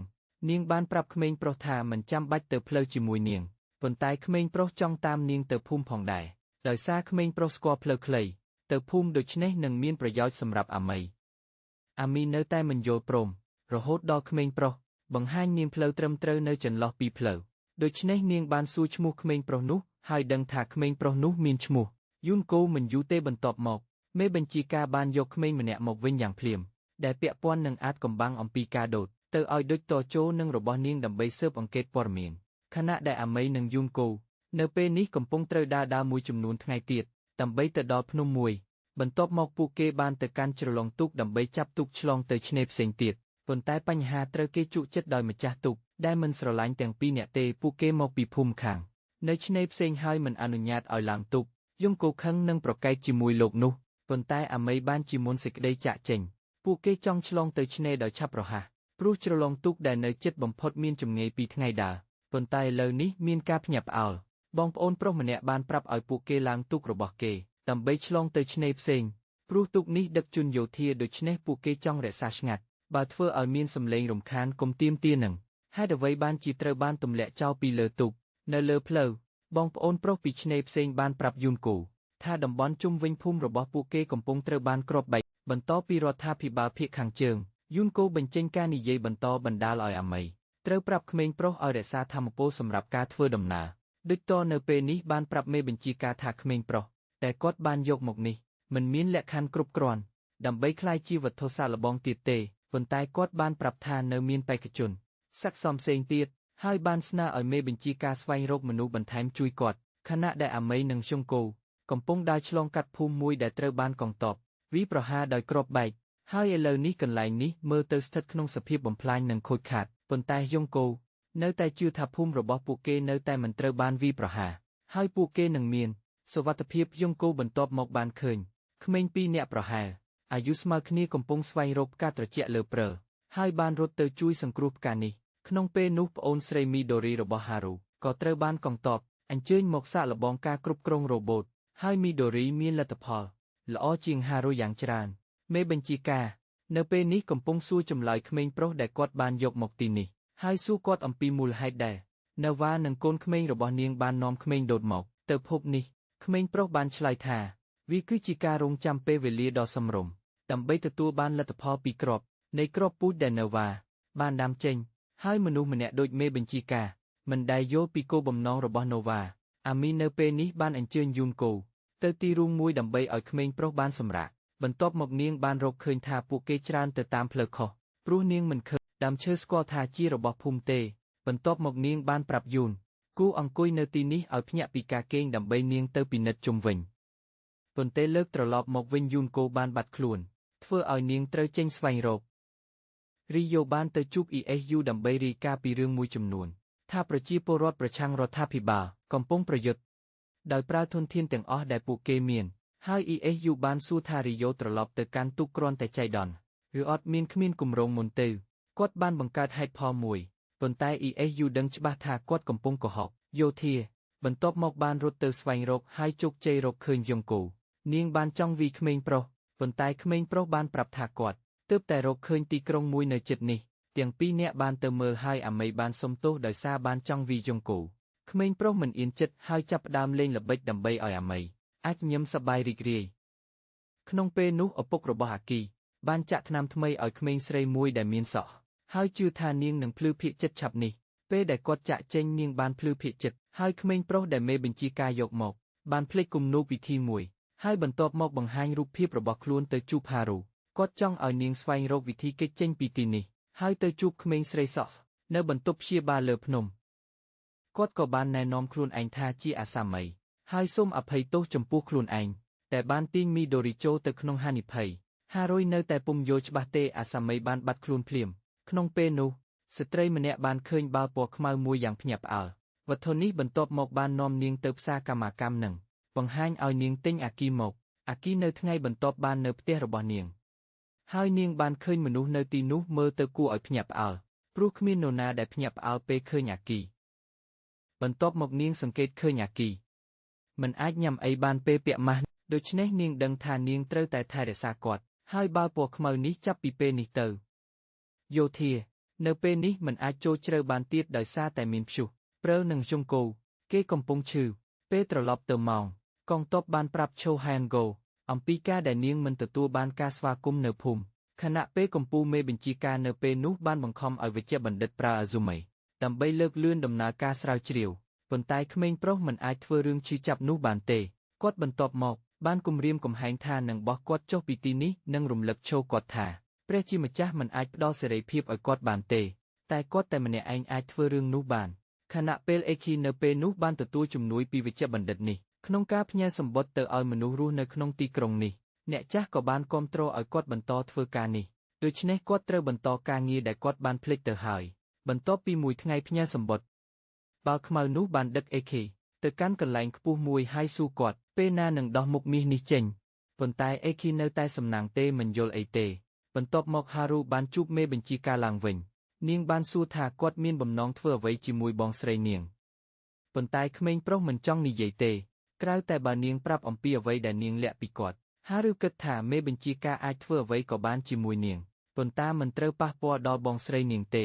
មេបញ្ជាការបដិសេធហារូហើយចាក់ចេញឪពុករបស់អេខេពេលនោះបានហៅប្រពន្ធចាស់មកក្នុងបន្ទប់ពេទ្យខណៈពេលមួយគាត់បានឲ្យនាងជួបក្មេងស្រីសក់នាងមិនយល់ថាហេតុអ្វីបានជាគាត់បានជួយក្មេងស្រីនេះនាងជាអ្នកដែលបានបង្កបញ្ហាទាំងអស់នៅកោះនិងធ្វើឲ្យអេខេត្រូវចាក់ចេញពីផ្ទះគាត់បានប្រាប់ថាជួយក្មេងស្រីនេះគឺដើម្បីជួយឲ្យអេខេអាចភ្លេចនាងឆាប់ភ្លាមក្មេងស្រីបានចាប់ផ្ដើមនិយាយអរគុណគាត់សម្រាប់អ្វីដែលគាត់បានធ្វើប៉ុន្តែលោកស្រីទាំងនេះគឺអាស៊ូមីក្នុងគុកបានបញ្ជូនមកអ្នកចាស់នៅពេលនោះបានសួរអេខេនាងជឿថានៅពេលគាត់ចាំបានមុខមាសនឹងត្រូវដោះចេញដោយខ្លួនឯងខណៈពេលហារូនៅពេលនោះបានទទួលជំនួយពីអ្នកជំនួយនាងគោរពភាពក្លាហានរបស់ហារូពេលដែលនាងអាចដាក់បញ្ចូលជាមួយមេបញ្ជាការដោយសារតែគ្រួសារនាងបានប្រាប់ថានាងបានភ្លេចសោកុបហើយនឹងត្រូវតែរងចាំ1ម៉ោងទៀតមុននឹងមកដល់កាក់ដូច្នេះហារូអាចរត់គេចបានប៉ុន្តែព្រឹកស្អែកអេមីបានហៅហែនហ្គោឲ្យផ្លាស់ទីព្រោះនាងបានមានទេវតាវិញ្ញាណម្នាក់ទេវតានេះគឺជាទេវតាវិញ្ញាណមួយក្នុងចំណោមទេវតាអភិរក្សប្រាសាទនៅភូមិនោះបន្ទាប់មកពួកគេបានចូលទៅក្នុងរូងមួយហើយទេវតាភ្លាមបានបំលែងទៅជាត្រជាក់ហើយបិទទ្វារទាំងពីរនាក់មានតែផ្លូវមួយគត់គឺចូលទៅខាងក្នុងហើយពិតជាយ៉ាងដូចនេះអាមីបានឃើញទេសភាពដែលស្គាល់ល្អពីរផ្នែកគឺជាជួររូបសំណុំរូបសំណាករបស់ទេវទ្រង់តែបានរឹងរូសដើម្បីការពារភូមិនេះហើយពេលដល់ឆ្នេរអាមីបានជួបស្រីប្អូននារីរបស់គាត់រាយការណ៍ម្ដងទៀត ហារូពេលនេះបានគេចេញបានពេលទៅដល់ទ្វារគាត់បានរកឃើញស្រីប្អូនកំពុងត្រឡប់មកពីមូលដ្ឋានទាំងពីរបងប្អូនបានឃើញគ្នាហើយមីដូរីបានដឹងថាក្មេងស្រីនោះត្រូវតែពន្យល់រឿងជាច្រើនគាត់បន្ទាប់មកចេញទៅក្រោយរថយន្តតែត្រូវបានអ្នកបញ្ជាការរកឃើញប៉ុន្តែគាត់មិនដឹងពីការដែលហារូកំពុងត្រូវបានមេបញ្ជាការចាប់ខ្លួនហើយគាត់គ្រាន់តែទាមទារថាគាត់ត្រូវត្រឡប់ទៅគាត់បន្ទាប់មកបានឆាប់រហ័សចេញពីមូលដ្ឋានសម្រាប់អាមីត្រូវបាននាំចូលភូមិហើយត្រូវបានជជែកទឹកទៅជួបអ្នកចាស់ភូមិពួកគេបានដឹងថាអាមីបានត្រឡប់មកវិញបន្ទាប់ពីលើស15ឆ្នាំពួកគេចង់ជឿថាគាត់បានរកឃើញព័ត៌មានអ្វីមួយអំពីណូវ៉ារឿងនិទានដែលបាននាំឲ្យមកកាន់ពិភពលោកនេះប៉ុន្តែគាត់មិនទាន់មានព័ត៌មានអ្វីទេហើយហារូបានជួបឪពុករបស់អាគីហើយគេជឿថាគាត់កំពុងលាក់ស្រីក្មេងសក់នៅទីនេះអាស៊ូមីបន្ទាប់មកបានទំនាក់ទំនងជាមួយទាំងពីរតាមរយៈរាងកាយនៃស្រីក្មេងនេះដើម្បីឲ្យហារូដឹងថាស្រីក្មេងនេះពិតជាដឹកនាំគ្រាប់ពូជមួយសម្រាប់សង្គ្រោះពីគ្រាប់ពូជនោះគឺហ៊ីរ៉ូកូដែលបានចូលទៅក្នុងអាគីអាស៊ូមីបានប្រាប់ថាអាគីកំពុងនៅកន្លែងមួយនៅភាគខាងជើងហើយអាស៊ូមីស្នើឲ្យហារូទៅជួយអាគីហើយដឹកនាំគាត់ទៅវត្តមួយហារូសម្រេចចិត្តទៅស្វែងរកអាគីឪពុកគាត់បានហៅអភិបាលមកផ្ដល់ប្រាក់មួយចំនួនឲ្យគាត់ដើម្បីគាត់អាចទៅស្វែងរកគាត់ឪពុកអាគីបានយកវ៉ាក់សាំងមួយដើម្បីស្នើឲ្យហារូផ្ញើឲ្យអាគីជួយគាត់ព្រោះវាជារឿងដែលអាគីបានស្នើឲ្យគាត់ធ្វើពេលនោះម្ដាយចាស់បានប្រាប់ថាបាល់ខ្មៅនេះចង់ឲ្យគាត់ភ្លាមចងចាំឈ្មោះរបស់គាត់ទោះបីគាត់និយាយថាមិនចាំបានហើយម្ដាយចាស់ចង់ដាក់ឈ្មោះថ្មីឲ្យគាត់ប៉ុន្តែបាល់ខ្មៅនៅតែមិនព្រមហើយចង់ឲ្យគាត់ចងចាំឡើងវិញដោយខ្លួនឯងពេលនោះក្រុមប្រឆាំងបានទំនាក់ទំនងជាមួយ CO ដើម្បីសួរថាគាត់និងអ៊ីស៊ូពេលណាទើបអាចត្រឡប់មកជួយពួកគេប្រយុទ្ធបានរីយ៉ូគិតថាអាចត្រូវបានមួយសប្តាហ៍ឬមួយខែប៉ុន្តែអ៊ីស៊ូប្រកាសថានៅថ្ងៃស្អែកប៉ុន្តែគាត់និងរីយ៉ូត្រូវចាក់ចេញខណៈដែលអ្នកអតីនៅលើប៉ាល់អ្នកបើកបរត្រូវបានផ្ដល់ភារកិច្ចការពារមនុស្សលើប៉ាល់ដោយសុវត្ថិភាពខណៈដែលអាមីបានសួរជជែកអំពីរឿងនៅលើកោះហើយបានដឹងថាជជែកមានបំណងប្រឆាំងនឹងកងទ័ពភាគជើងនិងភាគត្បូងភាគជើងបានយកវត្តរបស់ពួកគេភាគត្បូងបានបោះគ្រាប់បែកខ្ទេចខ្ទីពួកគេ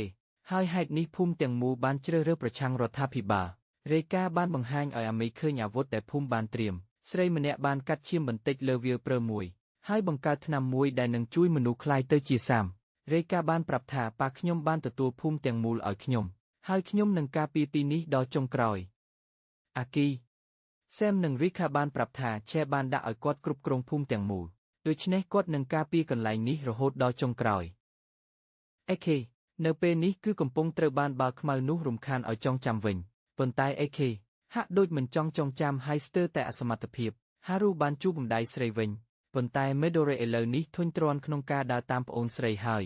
នាងនឹងធ្វើអ្វីដែលខ្លួនចង់ធ្វើព្រោះមេដូរ៉េជឿថាគ្រាន់តែជួយកងទ័ពក្នុងការសាកល្បងនាងនឹងជាសះស្បើយពីជើងរបស់នាងហារូបន្ទាប់មកបានត្រឡប់ទៅហើយទៅផ្ទះរបស់ហ្វឺរូដើម្បីខ្ចីរថយន្តនាងបានបើករថយន្តហើយបានជួបម្ដាយរបស់អេខេវិញនាងបានសន្យាជាមួយនាងថានឹងរកឃើញអេខេហើយបើអាចនាងនឹងយកគាត់ត្រឡប់មកមេដូរ៉េមិនយូរទេបានដឹងភាពពិតថាអធិការដ្ឋានមកទីនេះដើម្បីចាប់ផ្ដើមសង្គ្រាមប៉ុន្តែគាត់គិតថាប្រសិនបើគ្មានការលីឈាមនោះនឹងមិនអាចការពារបានអីទេដូច្នេះមេដូរ៉េបានដើរតាមគំនិតមិនត្រឹមត្រូវរបស់អធិការដ្ឋានពេទ្យនៅពេលនេះបានទៅសុំជំនួយពីអាស៊ូមីប៉ុន្តែគាត់គិតថាមេដូរ៉េនឹងទទួលរងផលវិបាកនៃការអបអរសរសើរខ្លួនឯងដូច្នេះគាត់គ្រាន់តែរងចាំអេខេនៅតែត្រូវបានបាល់ខ្មៅនោះព្យាយាមភ្ញាក់ចងចាំវិញវាបានប្រាប់គាត់ឲ្យលោតចុះពីកំពូលដើម្បីចងចាំវិញប៉ុន្តែមុននឹងធ្វើគាត់ចាស់ម្នាក់បានហៅទាំងពីរនាក់ត្រឡប់ទៅវិញនៅពេលនេះហារូបានទិញរថយន្តមួយដើម្បីទៅហើយអ្នកលក់រថយន្តបានត្រៀមផ្ដល់ព័ត៌មានបន្ថែមប្រសិនបើនាងបង់ប្រាក់រេកាបានផឹកស្រាជាមួយអ្នកចាស់ទុំហើយគ្រប់គ្នាក៏សង្ឃឹមថាអល់មីនឹងគាំទ្រភូមិនេះក្នុងការប្រយុទ្ធប៉ុន្តែអល់មីបាននិយាយត្រង់ថានាងមិនគាំទ្រប្រតិបត្តិការរបស់ភូមិទាំងមូលដូច្នេះនាងនឹងមិនជួយទេជេកបានបំលែងរាងដើម្បីចាប់ប៉ុន្តែយូនហ្គោក៏បានបំលែងរាងដើម្បីគំរាមកំហែងវិញផងដែរជេកគឺក្មេងប្រុសដែលដឹងថាអេមីមិនជួយភូមិទាំងមូលព្រោះគាត់មិនចង់គាំទ្រឲ្យភូមិទាំងមូលចូលទៅក្នុងគ្រោះថ្នាក់ជេកបានមើលរំលងអេមីហើយមិនរើសអើងជេកបានមើលរំលងអេមីហើយអនុញ្ញាតអេមីធ្វើអ្វីដែលខ្លួនចង់ធ្វើនៅពេលនោះហារូកំពុងត្រូវត្រៀមបើកហោះឆ្លងកាត់ជ្រោះសត្រូវទាំងនោះបុរសលក់ឡានបានប្រាប់ថានាងត្រូវបើកលឿនជាងគេឆ្លងកាត់ទីនោះមុនពួកវានឹងស្គាល់នាងប៉ុន្តែពេលហោះជិតសត្វអាតកំបាំងឡានបានខូចទម្លាក់ចុះចៃដន្យ សំណាងល្អដែលសត្វអាចកំបាំងមិនទាន់ភ្ញាក់ឡើយនាងត្រូវតែគប់ឡានឲ្យដំណើរការឡើងវិញវិធីជួសជុលរបស់មនុស្សអាស៊ីដោយឡានដំណើរការឡើងវិញប៉ុន្តែសត្វអាចកំបាំងក៏ភ្ញាក់ដែរវាបាញ់មួយដងមុនពេលហារូបើកឡានលឿនហោះចេញពីតំបន់នេះព្រឹកថ្ងៃបន្ទាប់ရှេបែនាំគេងរហូតដល់ថ្ងៃត្រឡប់មកភ្ញាក់ហើយសម្គាល់ថាហាក់ដូចមានអ្វីកើតឡើងអ្នកស្រីនៅពេលនោះកំពុងសួរពីអ្នកបើកយន្តហោះព្រោះគាត់បានលាក់ឲ្យពួកគេចោលអ៊ីស៊ូនឹងវេវចេញទៅវេវនៅពេលនោះសួរថាហេតុអ្វីអ៊ីស៊ូចេញទៅដោយមិនបាននិយាយមួយពាក្យនាងគិតថាអារម្មណ៍របស់នាងពិបាកនិយាយជាពាក្យចេញអេគីនៅពេលនោះត្រូវបានបាល់ខ្មៅបង្ខិតជំហានមុខមួយគាត់ចាប់ផ្ដើមចាំឈ្មោះមនុស្សដែលគាត់បានស្គាល់ក្នុងដំណើរទាំងមូលប៉ុន្តែឈ្មោះរបស់គាត់និងមនុស្សដែលគាត់ថ្លៃថ្នូរបំផុតមិនអាចចាំបានឡើយបាល់ខ្មៅនោះបានប្រាប់គាត់ឲ្យលោតចុះតែប៉ុណ្ណោះគាត់ទើបលោតចុះតែព្រោះហារូហោះមកហៅឈ្មោះគាត់ធ្វើឲ្យគាត់ចាំអ្វីគ្រប់យ៉ាងឡើងវិញពួកគេទាំងពីរហោះឡើងខ្ពស់តែក្នុងពេលដូចគ្នាឡានបានផ្អាកដំណើរការហើយភ្ញាក់ផ្អើលអេគីបានបំលែងខ្លាយជាស្លាបមួយគូដើម្បីយកហារូដល់ដីដោយសុវត្ថិភាពបាល់ខ្មៅបានទទួលស្គាល់ថាគាត់គឺជាអាគីហើយប្រាប់ថាគាត់ត្រូវទៅស្វែងរកហើយសម្លាប់វាមានរឿងជាច្រើនកើតឡើងហើយឥឡូវនេះអេគីអាចយំដូចចង់បានហើយអេម៉ៃនៅពេលនោះបានរួមគ្នាជាមួយហានហ្គោចាក់ចេញពីភូមិអេម៉ៃសម្រេចចិត្តថាដំណើរបន្ទាប់នាងនឹងទៅវត្តណូវ៉ាសិនអេគីវហារូខំបេតវ៉ាសឹមនៅបឡូរ៉ៃឯអ្នកស្រីបានដឹងថាថ្ងៃដែលអេគីចាំអ្វីគ្រប់យ៉ាងគឺជាថ្ងៃដែលពួកគេចែកចាយគ្នាយប់នោះខណៈពេលអេគីនិងហារូចាក់ចេញយើងបានដឹងថាអ្នកស្រីនេះគឺជាម្ដាយរបស់មេបញ្ជាការបាល់ខ្មៅនោះនៅពេលនោះបានត្រឡប់ទៅកាន់បូរីពេជ្រខាងនោះនឹងបាល់ខ្មៅនេះគឺជារូបរបស់ព្រះមហារាជជំនះប៉ុន្មានថ្ងៃក្រោយមកមេបញ្ជាការបានទាមទារឲ្យវេជ្ជបណ្ឌិតបញ្ចប់ការសាកល្បងជាមួយមេដូរ៉េក្នុងរយៈពេល10ថ្ងៃទៀតគាត់គិតថាវាគ្មានលទ្ធផលព្រោះមេដូរ៉េគ្រាន់តែឆ្លងកាត់ដំណាក់កាលមានស្ថិរភាពប៉ុណ្ណោះមេបញ្ជាការមិនយកចិត្តទុកដាក់ហើយចោទថាគាត់ត្រូវបញ្ចប់ក្នុងពេលវេលានេះនៅពេលនោះអេម៉ៃនិងហានហ្គោបានចាប់ផ្ដើមសង្កេតឃើញថាទូកយោធាក្បាលខាងត្បូងកំពុងត្រូវបានផ្ទាល់មកដើម្បីវាយប្រហារភូមិរបស់នាងរខេក៏បានដឹងព័ត៌មានហើយបានបញ្ជាឲ្យចាក់ភ្លើងដើម្បីប្រកាសបោះបង់ដើម្បីទទួលពេលវេលាបន្ថែមបានបញ្ជូនប្រជាជនអន្តរាគមន៍ហើយនាងនឹងចេញទៅទទួលភ្ញៀវទាំងនេះដោយផ្ទាល់ប៉ុន្តែទោះបីជាពួកគេចាក់ភ្លើងកងទ័ពហើយបន្ទាប់មកបានបោះបំបែកព្រលឹងខាងក្រោមទាហានបើកយានយន្តរ៉ូបូតបានចុះដីហើយពួកវាបានចាប់ផ្ដើមផ្ទុះភូមិប្រជាជនមិនយូរប៉ុន្មានបានរត់ភ្លេចទៅលើភ្នំចំពោះចេះគាត់បានចាប់ផ្ដើមយកថ្នាំពេទ្យហើយក៏ស៊ីពេញមួយគ្រាប់ផងដែរគាត់ត្រូវអត់ទ្រាំការឈឺចាប់មុននឹងបំផ្លែងជាស្លាកពេញលេញចំពោះអេម៉ៃនៅពេលនេះគាត់កំពុងសោកស្ដាយនឹងប៉ុន្តែហានហ្គោមិនអនុញ្ញាតទេព្រោះក្មេងប្រុសម្នាក់នេះឃើញថាគាត់កំពុងធ្វើខ្លួនដូចកុមារក្មេងប្រុសម្នាក់នេះមិនយកចិត្តទុកដាក់ថាគាត់នឹងក្លាយជាបេតុងទេបើតែអាចរារាំងអលមីមិនឲ្យធ្វើសកម្មភាពអវត្តក្មេងប្រុសម្នាក់នេះបានចាប់ផ្ដើមក្លាយជាបេតុងនៅដៃប៉ុន្តែហានហ្គោមិនយកចិត្តទុកដាក់ព្រោះគាត់មិនចង់ឲ្យអលមីត្រឡប់ទៅភូមិនឹងស្លាប់ឡើយព្រោះឥឡូវនេះក្មេងប្រុសម្នាក់នេះមានតែអលមីប៉ុណ្ណោះដែលជាមនុស្សជិតស្និទ្ធនៅរស់នៅពេលនោះយេកបានបញ្ចប់ដំណើរការចម្រុះហើយអាចបំលែងរាងតាមចិត្តគាត់បន្ទាប់មកបានចេញទៅខាងក្រៅហើយឃើញភូមិបានបំផ្លាញនិងមនុស្សក្នុងភូមិនោះត្រូវបានចាប់សម្លាប់ដូច្នេះគាត់ក៏ខឹងហើយខ្លាចជាស្លាកហើយហោះឡើងត្រឹមតែការរុញដៃមួយលើកដុំរ៉ូបូតនៃកងទ័ពត្រូវបានគាត់បំផ្លាញទាំងស្រុងក្នុងការប្រយុទ្ធមួយអេគីនិងហារូនៅពេលនេះកំពុងនៅទីក្រុងមួយហើយសម្រាប់បន្តិចមុនត្រឡប់ទៅវិញ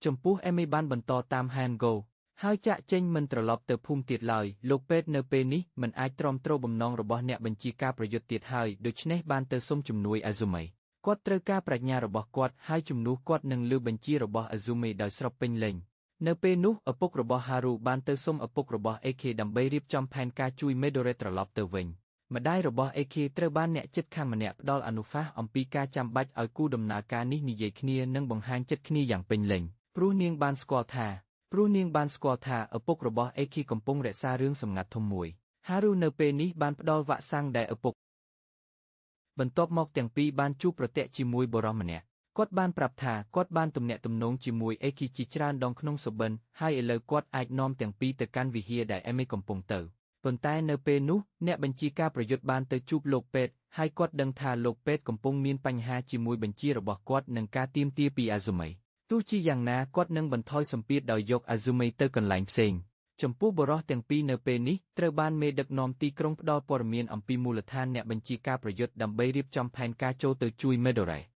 អ្នកបញ្ជាការប្រយុទ្ធបានទៅសុំអាស៊ូមីហើយមិនរំពឹងថាគាត់អាចបន្លំលោកពេទ្យបានប៉ុន្តែអាស៊ូមីនៅពេលនេះបាននិយាយពីអតីតកាលចងក្រងរំខានរបស់អ្នកបញ្ជាការគាត់ចាប់ផ្ដើមចងចាំឡើងវិញហើយភ្លាមនៅពេលនោះបុរសទាំងពីរនិងមេដឹកនាំទីក្រុងបានចាក់ចេញ ឪពុករបស់អេគីបានទុកសម្បត្តិដល់ភរិយានិងប្រាប់នាងថាគាត់នឹងចាក់ចេញរយៈពេលមួយប្រសិនបើគាត់មិនត្រឡប់មកវិញគាត់ចង់ថ្លែងអំណរគុណមុនព្រោះនាងបានចូលមកក្នុងជីវិតគាត់និងនាំអេគីមកហើយក្នុងពេលតែមួយគាត់បានទុកហត្ថលេខានិងក្រដាសលែងប្តីភរិយាឲ្យនាងសម្រេចចិត្តម្ដាយរបស់អេគីបន្ទាប់មកបានឮពីអ្នកជិតខាងថាប្តីនាងនិងមិត្តភក្តិរបស់គាត់បានទៅភូមិតបដូច្នេះនាងបានរហ័សតាមទៅព្រោះនាងមិនទទួលយកចប់បែបនេះឡើយនៅពេលនោះមេដឹកនាំទីក្រុងបានទៅមូលដ្ឋានហើយត្រូវបានយោធាដាក់ទទួលស្វាគមន៍ប៉ុន្តែក៏ប្រាប់ថាគាត់បានចូលនិវត្តន៍ហើយឥឡូវគឺ Chafias ប៉ុណ្ណោះគាត់បន្ទាប់មកបានចូលក្នុងនិងចាញ់កាំភ្លើងទៅលើយោធាហើយទាមទារឲ្យពួកគេអនុញ្ញាតឲ្យអ្នកពីរនាក់នៅខាងក្រៅចូលមកក្នុងបុរសទាំងពីរបន្ទាប់មកបានចូលទៅក្នុងហើយត្រូវបានយោធាបង្ហាញទីតាំងផែនទីពួកគេចូលជាន់ឡានជញ្ជក់ហើយសម្រេចចិត្តបែកបាក់ចែកចេញម្នាក់ទៅស្វែងរក Midori ម្នាក់ទៅស្វែងរក Azumi ឪពុករបស់ Midori បន្ទាប់មកបានឃើញយោធាសង្គ្រោះពីរនាក់ហើយបានចូលទៅជែកប៉ុន្តែលើកឡើងសំណួរបានអត្តសញ្ញាណគាត់បានរត់ប្រឆាំងវិញម្នាក់ត្រូវបានចុះសម្ពាធភ្លាមនៅកន្លែងម្នាក់ទៀតបន្ទាប់ពីប្រយុទ្ធបានយ៉ាងខ្លាំងត្រូវបានសម្ពាធរហូតអស់សំណើចហើយដួលចុះចំពោះឪពុករបស់អេគីបានទៅបន្ទប់គុករបស់ Azumi ហើយឃើញថា Azumi ត្រូវបានអ្នកបញ្ជាការប្រយុទ្ធសម្លាប់គាត់បន្ទាប់មករត់ទៅស្វែងរកអ្នកបញ្ជាការហើយបានជួបជាមួយជំនួយការរបស់គាត់នាងបានប្រាប់ថាអ្នកបញ្ជាការប្រយុទ្ធបានដឹងផែនការរបស់គាត់ហើយបានចេញទៅមុនហើយត្រឡប់មកជាមួយអាម៉ៃនាងបានចេញទៅទិញអីវ៉ាន់ដូច្នេះ Hango ត្រូវអង្គុយរងចាំនៅកំពង់ផែនាងបានចេញទៅទិញអីវ៉ាន់ដូច្នេះ Hango ត្រូវអង្គុយរងចាំនៅកំពង់ផែក្មេងប្រុសម្នាក់ឃើញមានមនុស្សជួបបញ្ហាជាមួយយោធានៅខាងមុខហើយបានមកជួយអាម៉ៃបន្ទាប់មកត្រឡប់មកវិញគាត់ឃើញក្មេងប្រុសនៅក្បែរបុរសដែលគាត់បានជួយបន្ទាប់មកបានដឹងថាបុរសនោះគឺជាអ្នករបស់អ្នកបញ្ជាការរុញទូកនាងបន្ទាប់មកបានដឹងថាបុរសនោះគឺជាអ្នករបស់លោក Fine មុននេះហើយភ្លាមអ្នកបញ្ជាការរុញទូកក៏បានមកទីនេះដើម្បីជួបនាងវិញអេគីនិងហារូនៅពេលនេះកំពុងតាមបុរសនោះចុះទៅផ្លូវមួយក្រោមដីគាត់បានប្រាប់ថាខាងក្រោមនោះជាក្បាលវិហារហើយជាទីរក្សាសារជីវិតរបស់ព្រះមហាក្សត្រមនុស្សចងក្រងនឹងមកវិញមួយដងរៀងរាល់1,000 ឆ្នាំគាត់បានដឹងថាអេគីបានជួបមនុស្សរូបស្រដៀងព្រះមហាក្សត្រប៉ុន្តែគាត់មិនចាំបានច្បាស់លាស់វាវនៅពេលនេះក៏បានត្រឡប់ទៅមូលដ្ឋានរបស់ក្រុមប្រឆាំងប៉ុន្តែពួកគេកំពុងត្រូវការអ្នកដឹកនាំម្នាក់ហើយអ៊ីស៊ូនៅទីនោះដើម្បីទទួលខុសត្រូវឪពុករបស់អេគីបន្ទាប់មកបានទៅជួបមេដឹកនាំទីក្រុងហើយស្នើឲ្យគាត់ចូលជួយសង្គ្រោះឪពុករបស់បងប្អូនហារូនៅក្នុងនោះព្រោះអ្នកបញ្ជាការប្រយុទ្ធបានដឹងផែនការរបស់ពួកគេមេដឹកនាំទីក្រុងបន្ទាប់មកបានបញ្ចុះស្ពានចុះដើម្បីឲ្យឪពុករបស់អេគីងាយស្រួលចូលប៉ុន្តែពេលស្ពានចុះគាត់បានជួបម្ដាយវិញ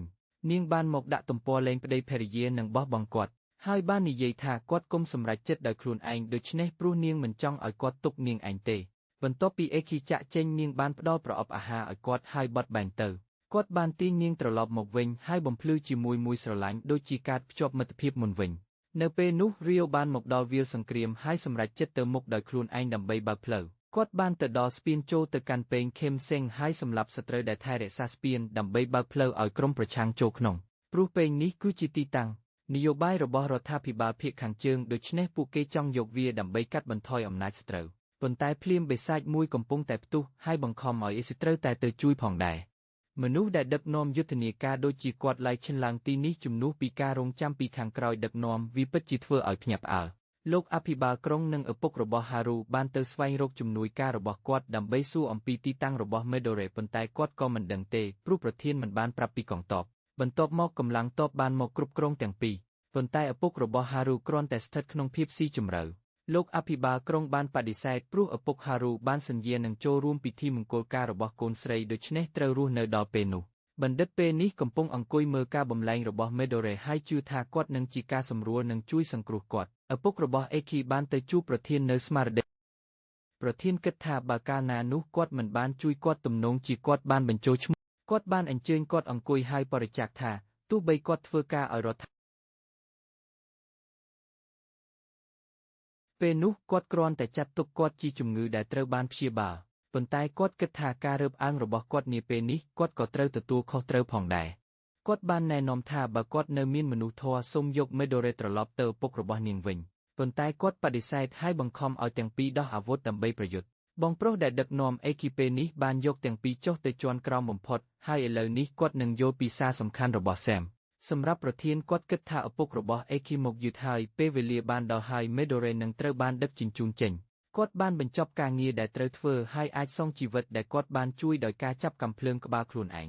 សម្រាប់អេគីគាត់បានដឹងថាហេរូខូទាំងនេះគឺជាមនុស្សដែលមានកាតព្វកិច្ចក្នុងការជំរុញចរន្តទៅរកព្រះមហាក្សត្រមនុស្សទាំងនេះនឹងត្រូវបានបំលែងជាពេជ្រដូចជាការកំណើតឡើងវិញហើយបន្ទាប់មករួមបញ្ចូលជាមួយមនុស្សម្នាក់ដើម្បីបង្កើតសញ្ញាសម្រាប់បំពេញបេសកកម្មរបស់ពួកគេប៉ុន្តែអេគីគិតថានេះគឺជាការធ្វើដំណើរយ៉ាងមិនមានហានិភ័យរបស់អ្នកជឿជាអស់ខ្សែភាគច្រើននៃមនុស្សដែលចូលរួមក្នុងការកំណើតឡើងវិញនេះគឺជាមនុស្សដែលមានជីវិតមិនសប្បាយរីករាយហើយរងចាំរហូតដល់ពេលវេលាកំណើតឡើងវិញហារូមិនជឿថាពួកគេធ្វើអ្វីទាំងអស់គ្រាន់តែដើម្បីស្លាប់បែបនេះទេហារូមើលកុមារម្នាក់ដែលត្រូវបានជ្រើសរើសសម្រាប់ស្លាប់ដូច្នេះបានរំភើបចិត្តខ្លាំងសម្រាប់អេគីគាត់មិនបានរំពឹងថាពិភពលោកនេះអាចធ្វើឲ្យខុសបានដល់នេះនៅពេលនោះឪពុករបស់អេគីនិងប្រធានបានចាប់ផ្ដើមជំទាស់គំនិតហើយបន្ទាប់មកបានវាយប្រហារគ្នាឪពុករបស់អេគីបានបោះបាញ់កាំភ្លើងរបស់ប្រធានប៉ុន្តែគាត់បានបុកទៅហើយដកកាំភ្លើងចេញបន្តទៅកាត់ភ្នែកមួយរបស់គាត់ប្រធានគិតថាឥឡូវនេះពិភពលោករបស់គាត់មានសម្ពាធត្រវេញរវាងពន្លឺនិងងឹតប៉ុន្តែគាត់បានរត់ទៅយកកាំភ្លើងហើយគិតថាគាត់នឹងសម្លាប់គាត់ប៉ុន្តែមនុស្សដែលគាត់សម្លាប់គឺជាប្រធានអាក្រក់មិនមែនជាមនុស្សដែលគាត់បានជួយមុននេះទេនិយាយបញ្ចប់គាត់បានបាញ់កាំភ្លើងហើយធ្លាក់ចុះអេគីនិងហារូពេលនេះត្រូវបានបញ្ចេញពីវិមានបូជាហើយទាំងពីរឥឡូវនេះគ្រាន់តែអាចទៅមុខបន្តបានតែប៉ុណ្ណោះមេបញ្ជាការនៅពេលនេះវិញបានយឹកឃើញថាគាត់គិតពីម៉ាក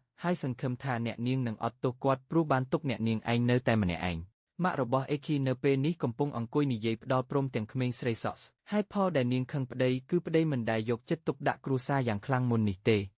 រាល់ពេលនាងយកកំហូបទៅឲ្យប្តីគ្រាន់តែទទួលបានការឆ្លើយតបមិនច្បាស់លាស់ក្នុងពេលដែលនាងមានក្តីសង្ឃឹមតែសំឡេងសរសើរថាអាហារគឺឆ្ងាញ់ពីប្តីប៉ុណ្ណោះឥឡូវនេះនៅពេលអង្គុយបរិវេណស្មារតីប្តីបាននិយាយដំបូងគេអ្វីដែលប្តីស្វាគមន៍នាងយូរមកហើយនៅពេលនោះទូកដែលនាំអ្នកវិទ្យាសាស្ត្រនិងមេដូរ៉េក៏បានជិតមកដល់ប្រាសាទមេដូរ៉េឥឡូវនេះបានផ្លាស់ប្ដូរទាំងស្រុងអេមីបានសុំយកវិទ្យុពីបញ្ជីការទូកដើម្បីទំនាក់ទំនងទៅកាន់ទូកនាងបានសាកល្បងហើយភ្លាមក្មេងប្រុសលេងសើចលើទូកបានស្ដាប់ហើយហៅមនុស្សទាំងអស់មកជួយឈីបែមានសេចក្តីរីករាយព្រោះបានស្ដាប់សំឡេងរបស់អេមីវិញគាត់បានសួរថាអេគីនៅណាហើយបានដឹងថាពួកគេបានបែកគ្នាហើយដឹងផងដែរថាអ៊ីស៊ូនិងរីយ៉ូបានទៅដល់ Paradise Diamond នាងបានស្នើឈីបែជួយគាំទ្រអ៊ីស៊ូព្រោះនាងកំពុងទៅប្រាសាទមនុស្សជើងហោះបានតែងតាំងជាមេបញ្ជាថ្មី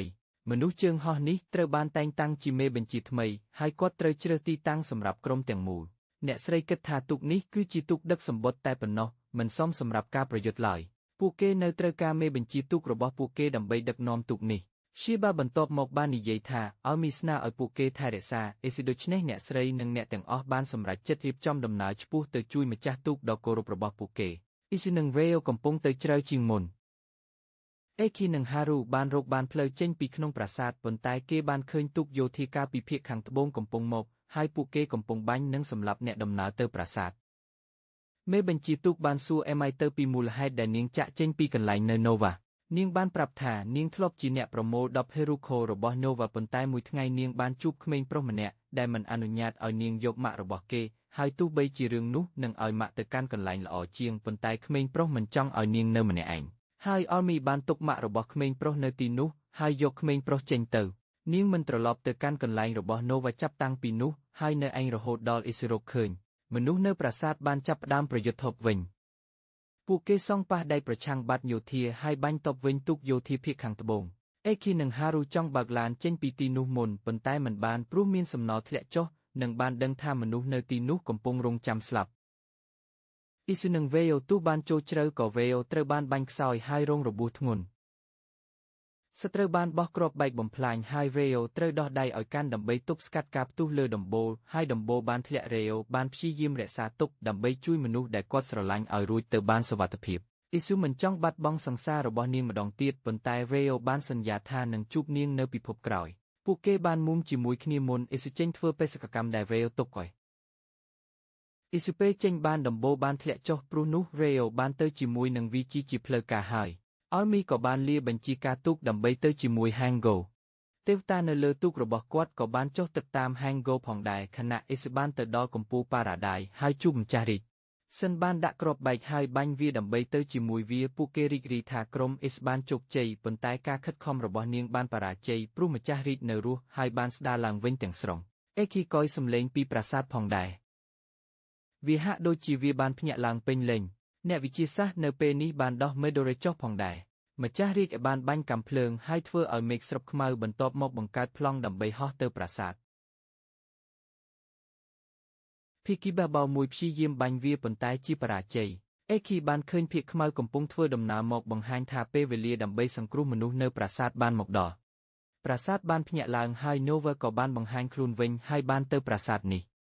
នាងបានដឹងថាចុងក្រោយអ្វីដែលនាងបានសាងសង់រយៈពេលយូរបានផ្លាស់ប្ដូរជាសមិទ្ធផលនៅពេលនោះយោធាបានរកឃើញការផ្លាស់ប្ដូររបស់ Midori ហើយគិតថាវាជាឧបករណ៍យោធាហើយបានបាញ់បំផ្លាញវាហារូកំពុងហោះហើរឆ្លងកាត់ហើយមានឱកាសសើសំឡេងបងស្រីរបស់គេ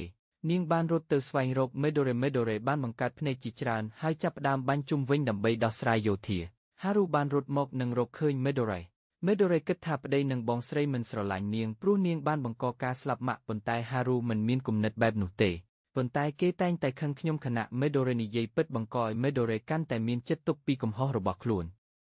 អេគីចង់យកហារូចេញប៉ុន្តែនាងចង់ដោះស្រាយរឿងរបស់ខ្លួនជាមួយបងស្រីនាងចង់សម្រួលទំនាក់ទំនងជាមួយ Midori ប៉ុន្តែ Midori បានញោមហារូទៅភ្លាមអេគីត្រូវបានភ័យខ្លាចហើយផ្លាស់រៀងក៏ធ្វើឲ្យដៃរបស់គាត់ក្លាយជាប្រាំងអេមីត្រូវរត់មកដើម្បីទប់ស្កាត់អារម្មណ៍អវិជ្ជមានរបស់ Midori ដើម្បីជៀសវាង Midori ក្លាយជាប្រាំងប៉ុន្តែ Midori ឥឡូវបានយល់ថាគាត់ក្លាយជាព្រះម្ចាស់សត្វហើយចង់ឲ្យអេមីជៀសវាងគាត់ព្រោះមិនចង់បំផ្លាញអេមីនាងបន្ទាប់មកបាននិយាយឲ្យ Midori ញ៉ាំនាងទៅផងអេមីបន្ទាប់មកបានជួប Midori នៅក្នុងចិត្តនាងចង់ឲ្យ Midori មើលឃើញការពិតអំពីម៉ាក់របស់នាងអំពីអ្វីដែលនាងគិតខុសអំពីគ្រួសារថា Midori គិតថាម៉ាក់មិនស្រឡាញ់នាងឡើយអេមីបានយកព្រលឹងម៉ាក់ Midori ហើយផ្ដល់ឲ្យ Midori ញ៉ាំនាងបានត្រឡប់ទៅពេលខ្លួននៅសាលាធំសិក្សាហើយបានទទួលតួមួយក្នុងការសម្ដែងបើទោះជាតួជាប្រធានតែមិនធ្វើឲ្យ Midori គិតថាម៉ាក់នឹងមិនយកចិត្តទុកដាក់ទេដូច្នេះនាងមិនបាននិយាយប៉ុន្តែឥឡូវនេះពេលបានជួបវិញនិងបានជ្រើសរើសនិយាយទៅម៉ាក់អំពីការសម្ដែងម៉ាក់បានសម្រេចចិត្តមកមើល Midori សម្ដែងហើយចោលការងារមួយចាក់អេមីពេលនេះក៏បានប្រាប់អេគីថាអ្នកកុំត្រូវធ្វើឲ្យខ្លួនឯងទន្ទឹងទ្រាំបែបនេះទៀតអ្នកកំពុងមានអារម្មណ៍ថាខ្លួនជាមនុស្សគ្មានប្រយោជន៍អេមីគិតថាភាពដែលបានកើតឡើងមុននេះបានធ្វើឲ្យនាងមើលឃើញពីអេគីពេលដែលបានជួបគ្នាថ្មីទាំងពីរអ្នកមិនបានចាក់ចេញពីគ្នាយូរណាស់ទេប៉ុន្តែក្រោយពីព្រឹត្តិការណ៍នោះអ្នកបានគ្រប់គ្រង Haruko បានយ៉ាងល្អហើយមិនបានរុញទៅជាប្រភេទថ្មឡើយនាងក៏រីករាយអរគុណអេគីព្រោះដោយសារអ្នកនាងបានអាចដើរទៅរហូតដល់ពេលនេះអ្នកក៏ជាមនុស្សដែលបានបង្រៀននាងថាប្រសិនបើជីវិតនេះមានការឈឺចាប់ត្រូវព្យាយាមប្រឆាំងនឹងឈរឡើងម្ដងទៀតបន្ទាប់មកអេគីបានភ្ញាក់ឡើងហើយបុកវ៉ាក់សាំងរបស់ឪពុកទៅលើខ្លួនហើយបានបំលែងជាសត្វសែនអ្នកបានបុកចូល Midori ហើយបំបែកស្រទាប់ខាងក្រៅឲ្យបាក់បងប្អូនស្រីទាំងពីរនាក់បានសម្រុងគ្នាហើយបានរួចរាល់ដោយសុវត្ថិភាពអេមីបានឃើញថាអេគីបានរួមបញ្ចូលជាមួយ Haruko របស់គាត់យ៉ាងពេញលេញ Hango នៅពេលនោះក៏បានយកទេវតាចុះទៅកាន់ក្បាលប្រាសាទហើយបានឃើញទីតាំងដូចជាកន្លងរត់គេចប្រឡឹងនៅទីនេះអេមីបានស្នើឲ្យ Haru និង Midori ចាក់ចេញព្រោះនាងនិងអេគីមានការងារត្រូវធ្វើបន្ត Haru បានយល់ព្រមចាក់ចេញហើយសង្ឃឹមថាអេគីនឹងត្រឡប់មកវិញម្ដងទៀតនៅពេលនេះ Yongo បានជួបមនុស្សណែនាំផ្លូវរបស់អេគីខណៈដែលអ្នកបានហោះឡើងមេឃដើម្បីប្រឈមមុខជាមួយព្រះមហាក្សត្រ Cinematic Accident Gameplay Nova អេមីបានសុំទោស Nova ព្រោះនាងបានទៅដោយគ្មានពាក្យណាមួយជូននាងឡើយទោះជាយ៉ាងណានាងក៏កំពុងរងចាំថ្ងៃដែលអេមីនឹងត្រឡប់មកវិញ Senekil Snipe Eng I'm Twang Voa អ្នកចង់ឲ្យព្រះមហាក្សត្រមិនស្រូបយកមនុស្សនៅខាងក្រោមទេប៉ុន្តែគាត់គិតថាពួកគេនេះដើម្បីសុំឲ្យគាត់ស្រូបយកដូច្នេះអ្នកមិនអាចរារាំងបានទេគាត់ក៏គិតថាអ្នកមិនបានយល់ពីភាពឯកោដែលគាត់បានទទួលរងយូរហើយបន្ទាប់មកគាត់បានហៅឈ្មោះអ្នកដែលធ្វើឲ្យអ្នកមិនដឹងថាហេតុអ្វីគាត់មានឈ្មោះអ្នកគាត់បានរំលឹកអ្នកអំពីពេលវេលាដែលបានរស់នៅផ្ទះម្ដាយកំពូលទាហានហារូកំពុងបើកប្អូនស្រីចេញពីទីនេះប៉ុន្តែគាត់បានឮសំឡេងអេគីដោយចៃដន្យអ្នកបានប្រាប់គាត់ឲ្យចាក់ចេញហើយអ្នកនឹងជួបគាត់ម្ដងទៀតនៅលើកោះផ្ទះកំណើតរបស់ពួកគេ Midori ចង់ឲ្យបងស្រីកំបត់មុខមកវិញប៉ុន្តែ Haru ឥឡូវនេះមិនមានការរំខានទៀតហើយនឹងផ្ដោតចិត្តចាក់ចេញពីទីនេះ Hango នៅពេលនេះបានស្នើឲ្យមនុស្សណែនាំផ្លូវចាក់ចេញពីទីនេះគាត់បានដឹងថា Hango ជាមនុស្សដែលទៅជាមួយអេម៉ៃនាងត្រូវបានគេចាត់ទុកជាជនបញ្ច្រាស់ដែលបានចាក់ចេញពី Nova និងប្រាសាទព្រះវិហារអេមីបានប្រាប់ Nova អំពីដំណើររបស់នាងបន្ទាប់ពីចាក់ចេញពីគាត់ថានាងត្រូវបានក្រុមហ៊ុនដឹកជញ្ជូនទទួលព្រមនិងមានគ្រួសារថ្មីមួយសម្រាប់ជាដៃគូជាមួយនឹងអេគីម្នាក់ដែលតែងតែរួមចំណែកជួយនាងពេលដែលនាងត្រូវការអេគីនៅពេលនេះបានឮព្រះមហាក្សត្រនិយាយជារឿងរ៉ាវអំហេតុអ្វីបានជាអ្នកគឺជាមនុស្សតែម្នាក់ដែលធ្វើឲ្យគាត់មានអារម្មណ៍រីករាយពេលរងចាំមិត្តប្រយុទ្ធគួរឲ្យគោរពទឹកភ្នែករបស់ព្រះមហាក្សត្របានក្លាយជាអំឡុងភ្លៀងសត្វរាល់គ្រប់ប្រភេទនៅខាងក្រោមបានភ្លាមក្លាយជាប្រាក់ថ្មហើយស្លាប់ទៅរាល់គ្រប់ប្រភេទបានភ្លាមក្លាយជាប្រាក់ថ្មហើយស្លាប់ទៅ លោកវិជាសាស្ត្រចិត្តបានព្យាយាមយកថាស្ដេចមួយដើម្បីរួមភ្លៀងប៉ុន្តែត្រូវបានភេវករមួយចាប់បានហើយវាបាញ់មួយចាក់ក្បាលរបស់គាត់សម្រាប់ការកាន់កាប់ប៉ុន្តែបន្ទាប់មកទាំងពីរនាក់ទាំងពីរបានក្លាយជាប្រាក់ថ្មក្រោមភ្លៀងពេលនោះជេកក៏សម្រេចចិត្តឈរឡើងការពារប្រជាជនដូច្នេះបានប្រើថ្នាំមួយនិងប្រើថាមពលពីរសន្ទញូវ៉ាបាននាំអេម៉ៃទៅកន្លែងផ្សេងហើយប្រាប់នាងអំពីរឿងកន្លងមកឆ្នាំមុនខ្លួននាងជាអ្នកនាំហេរូខូនៃព្រះមហាក្សត្រមកដល់ពិភពនេះប៉ុន្តែវាស្លាប់មុនពេលពេញវ័យដូច្នេះអ្នកដែលសាងសង់បូត្រូត្រូវបានដាំព្រះមហាក្សត្រទៅក្នុងកូនក្មេងម្នាក់ដើម្បីទប់ស្កាត់វាខណៈដែលនាងត្រូវបានបង្ខំឲ្យទៅកាន់បរិវេណវិហារបូជានាងត្រូវតែស្ដាប់ការរំលែកទុកពីព្រះមហាក្សត្រយ៉ាងជាប់ខ្សែហើយមិនអាចរំលងវាបានដូច្នេះបានបង្កើតការប្រមូលសម្រាប់ហេរូខូ10មុខនិងបង្កើតសែមដើម្បីមានក្តីសង្ឃឹមថានឹងមាននរណាម្នាក់បញ្ចប់ទុកព្រួយដែលព្រះមហាក្សត្របានទទួលញូវ៉ាបានសម្រេចចិត្តបំផ្លាញខ្លួនដើម្បីសម្អាតហេរូខូទាំងអស់នៅលើពិភពលោកដើម្បីជួយមនុស្សមិនត្រូវទទួលទុកទៀតប៉ុន្តែអេម៉ៃមិនចង់ឲ្យនាងចាក់ចេញដូចអ្នកដទៃទេណូវ៉ាត្រូវបន្តបេសកកម្មហើយនាងជឿថាអេម៉ៃនឹងធំធុញគ្រប់គ្រាន់ដើម្បីឆ្លងកាត់វាអេគីពេលនោះបានសង្កេតឃើញយេកកំពុងរត់ទៅកាន់ព្រះមហាក្សត្រប៉ុន្តែគាត់ត្រូវបានព្រះមហាក្សត្របាញ់ចេញជាលើកដំបូងហើយធ្លាក់ចុះមកក្រោមភ្លាមអេគីបានហោះទៅជួយទាញនាងឡើងខណៈដែលអេមីត្រូវបានត្រឡប់ទៅវិហារបូជាដើម្បីជួបហែងហ្គោមនុស្សដឹកនាំរបស់អេខេមិនយល់ថាហេតុអ្វីបានជានាងនៅទីនេះមិនមែនណូវ៉ាទេនាងបានប្រាប់ថាណូវ៉ាបានក្លាយជាហេរូខូហើយនាងនឹងប្រើវាដើម្បីបិទវិហារបូជាឡើងបន្ទុករបស់យ៉ងហ្គោដែលបានក្លាយជាស្ពានដើម្បីឲ្យនាងនិងយ៉ងហ្គោអាចស្គាល់គ្នាបានម្ដងចុងបន្ទាប់មកអេគីបានផ្ដល់អនុសាសន៍ទៅយ៉ាក់ឲ្យដោះចោលគំនិតខឹងដូចដែលអេមីបានប្រាប់បន្ទាប់មកគាត់បានហោះឡើងទៅប្រឈមមុខនឹងព្រះមហាក្សត្របន្តគាត់សម្រេចចិត្តយកព្រះមហាក្សត្រជារូបភាពងឹតក្នុងចិត្តរបស់គាត់ហើយសម្រេចចិត្តបំពេញចន្លោះដែលព្រះមហាក្សត្របានជួបប្រទះបន្ទាប់មកគាត់បានហៅព្រះមហាក្សត្រថាអេគីពីព្រោះគាត់ជឿថាវិធីតែមួយដើម្បីបំពេញចន្លោះនោះគឺផ្ដល់ឈ្មោះរបស់គាត់ឲ្យគាត់បន្ទាប់មកគាត់បានចូលទៅក្នុងចិត្តព្រះមហាក្សត្រព្រះមហាក្សត្រគិតថាបើគាត់ផ្ដល់ឈ្មោះរបស់គាត់នឹងភ្លេចថាគាត់ជាអ្នកបង្កើតទេប៉ុន្តែគាត់មានទំនុកចិត្តថាគាត់អាចដោះស្រាយវាបានអេគីបន្ទាប់មកបានពាក់មាសាពណ៌ឡើងវិញហើយចាប់ផ្ដើមដើរនៅក្នុងអនុស្សាវរីយ៍របស់គាត់ពេលតូចគាត់ចងចាំពេលដែលគាត់ត្រូវបានម្ដាយដាក់ពិន័យហើយខឹងទៅចាក់ចេញពីផ្ទះបន្ទាប់មកត្រូវបានបាត់បង់ដំបូងគាត់បានអង្គុយនៅមុំមួយដោយសោកសៅបន្ទាប់មកអេមីបានមករកគាត់ភ្លាមហើយមើលឃើញថាគាត់បានភ្លេចខ្លួនឯងប៉ុន្តែគាត់បានផ្ដល់អនុសាសន៍ឲ្យគាត់កុំបោះបង់ព្រោះនឹងមាននរណាម្នាក់មកហៅឈ្មោះគាត់សួរឈ្មោះនាងហើយនាងបានប្រាប់គាត់ថានាងគឺអាម៉ៃនៅពេលនេះអេមីបានប្រើហេរូខូរបស់ណូវ៉ាដើម្បីស្ដារឡើងវិញវិហារបូជាមនុស្សដែលក្លាយជាប្រាក់ថ្មភ្លាមបានរស់ឡើងវិញយូនហ្គោបានសួរអ្នកដឹកនាំអំពីអលមីហើយគាត់គិតថានាងនឹងគេងរយៈពេល1,000 ឆ្នាំហើយបើរស់បានលើស1,000 ឆ្នាំនោះយូនហ្គោនឹងដឹងថាគាត់នឹងជួបជាមួយអលមីឬមិនបានក្មេងប្រុសធ្លាក់ចិត្តព្រោះគាត់មិនបានបារម្ភអលមីទុក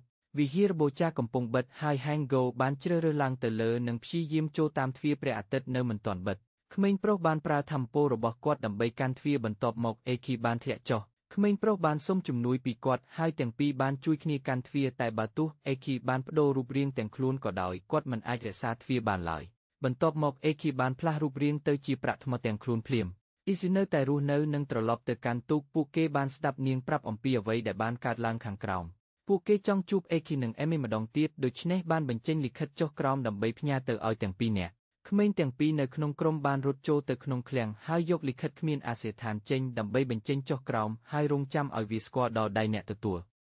លអ៊ីសបន្ទាប់មកបានប្រាប់អ្នកទាំងអស់ឲ្យរៀបចំចុះទៅខាងក្រោមហើយយកថ្មរបស់អេគីត្រឡប់មកវិញអ៊ីសនៅលើមុខរឹងមាំសម្រាប់ចិត្តឲ្យអេម៉ៃនៅវិហារបូជាប៉ុន្តែចិត្តខាងក្នុងនាងគ្រាន់តែទ្រាំទឹកភ្នែកព្រោះអាចនាងនឹងមិនបានជួបអេមីពីថ្មីទេពេលវេលាច្រើនបានកន្លងផុតកោះដើមកំណើតរបស់អេគីបានត្រឡប់មកធម្មតាឡើងវិញហារូបានទៅធ្វើគ្រូបង្រៀនម្ដាយរបស់អេគីបានបន្តបើកមន្ទីរពេទ្យហើយនៅសុខសប្បាយទោះមានភ្នែកតែមួយក្មេងស្រីសក់សផ្ទះនៅជាមួយស្ដីហើយជួយស្ត្រីនោះធ្វើការប្រកបរបរម្ដាយអេគីបានត្រឡប់មករស់នៅជាមួយប្ដីហើយថ្ងៃនេះពួកគេនឹងរៀបចំពិធីជប់លៀងសម្រាប់ខួបកំណើតលើកទី25របស់អេខេមេដូរ៉េឥឡូវបានធំឡើងហើយមានស្នេហាគូបណ្ដាលឲ្យពុកនាងភ្លេចស្រក់ទឹកភ្នែកព្រោះកូនស្រីបានធំរួចជាស្ថិរភាពមន្ត្រីក្រមបញ្ជាការរបស់ម្ចាស់ទីរួមបង្ហាញថាគាត់គួរត្រឡប់ទៅកាន់កងទ័ពនិងទទួលបានតំណែងឯកឧត្តមព្រោះសង្គ្រាមអាចនឹងបន្តឡើងវិញប៉ុន្តែក៏បានបដិសេធហើយចូលចិត្តរស់នៅស្ងប់ស្ងាត់ជាងបន្ទាប់ពីបង្រៀនហារូបានឡើងរថយន្តក្រុងទៅកាន់កន្លែងថ្មរបស់អេគីហើយសង្ឃឹមថាថ្ងៃណាមួយគាត់នឹងរួចពីថ្មនោះហើយត្រឡប់មកវិញ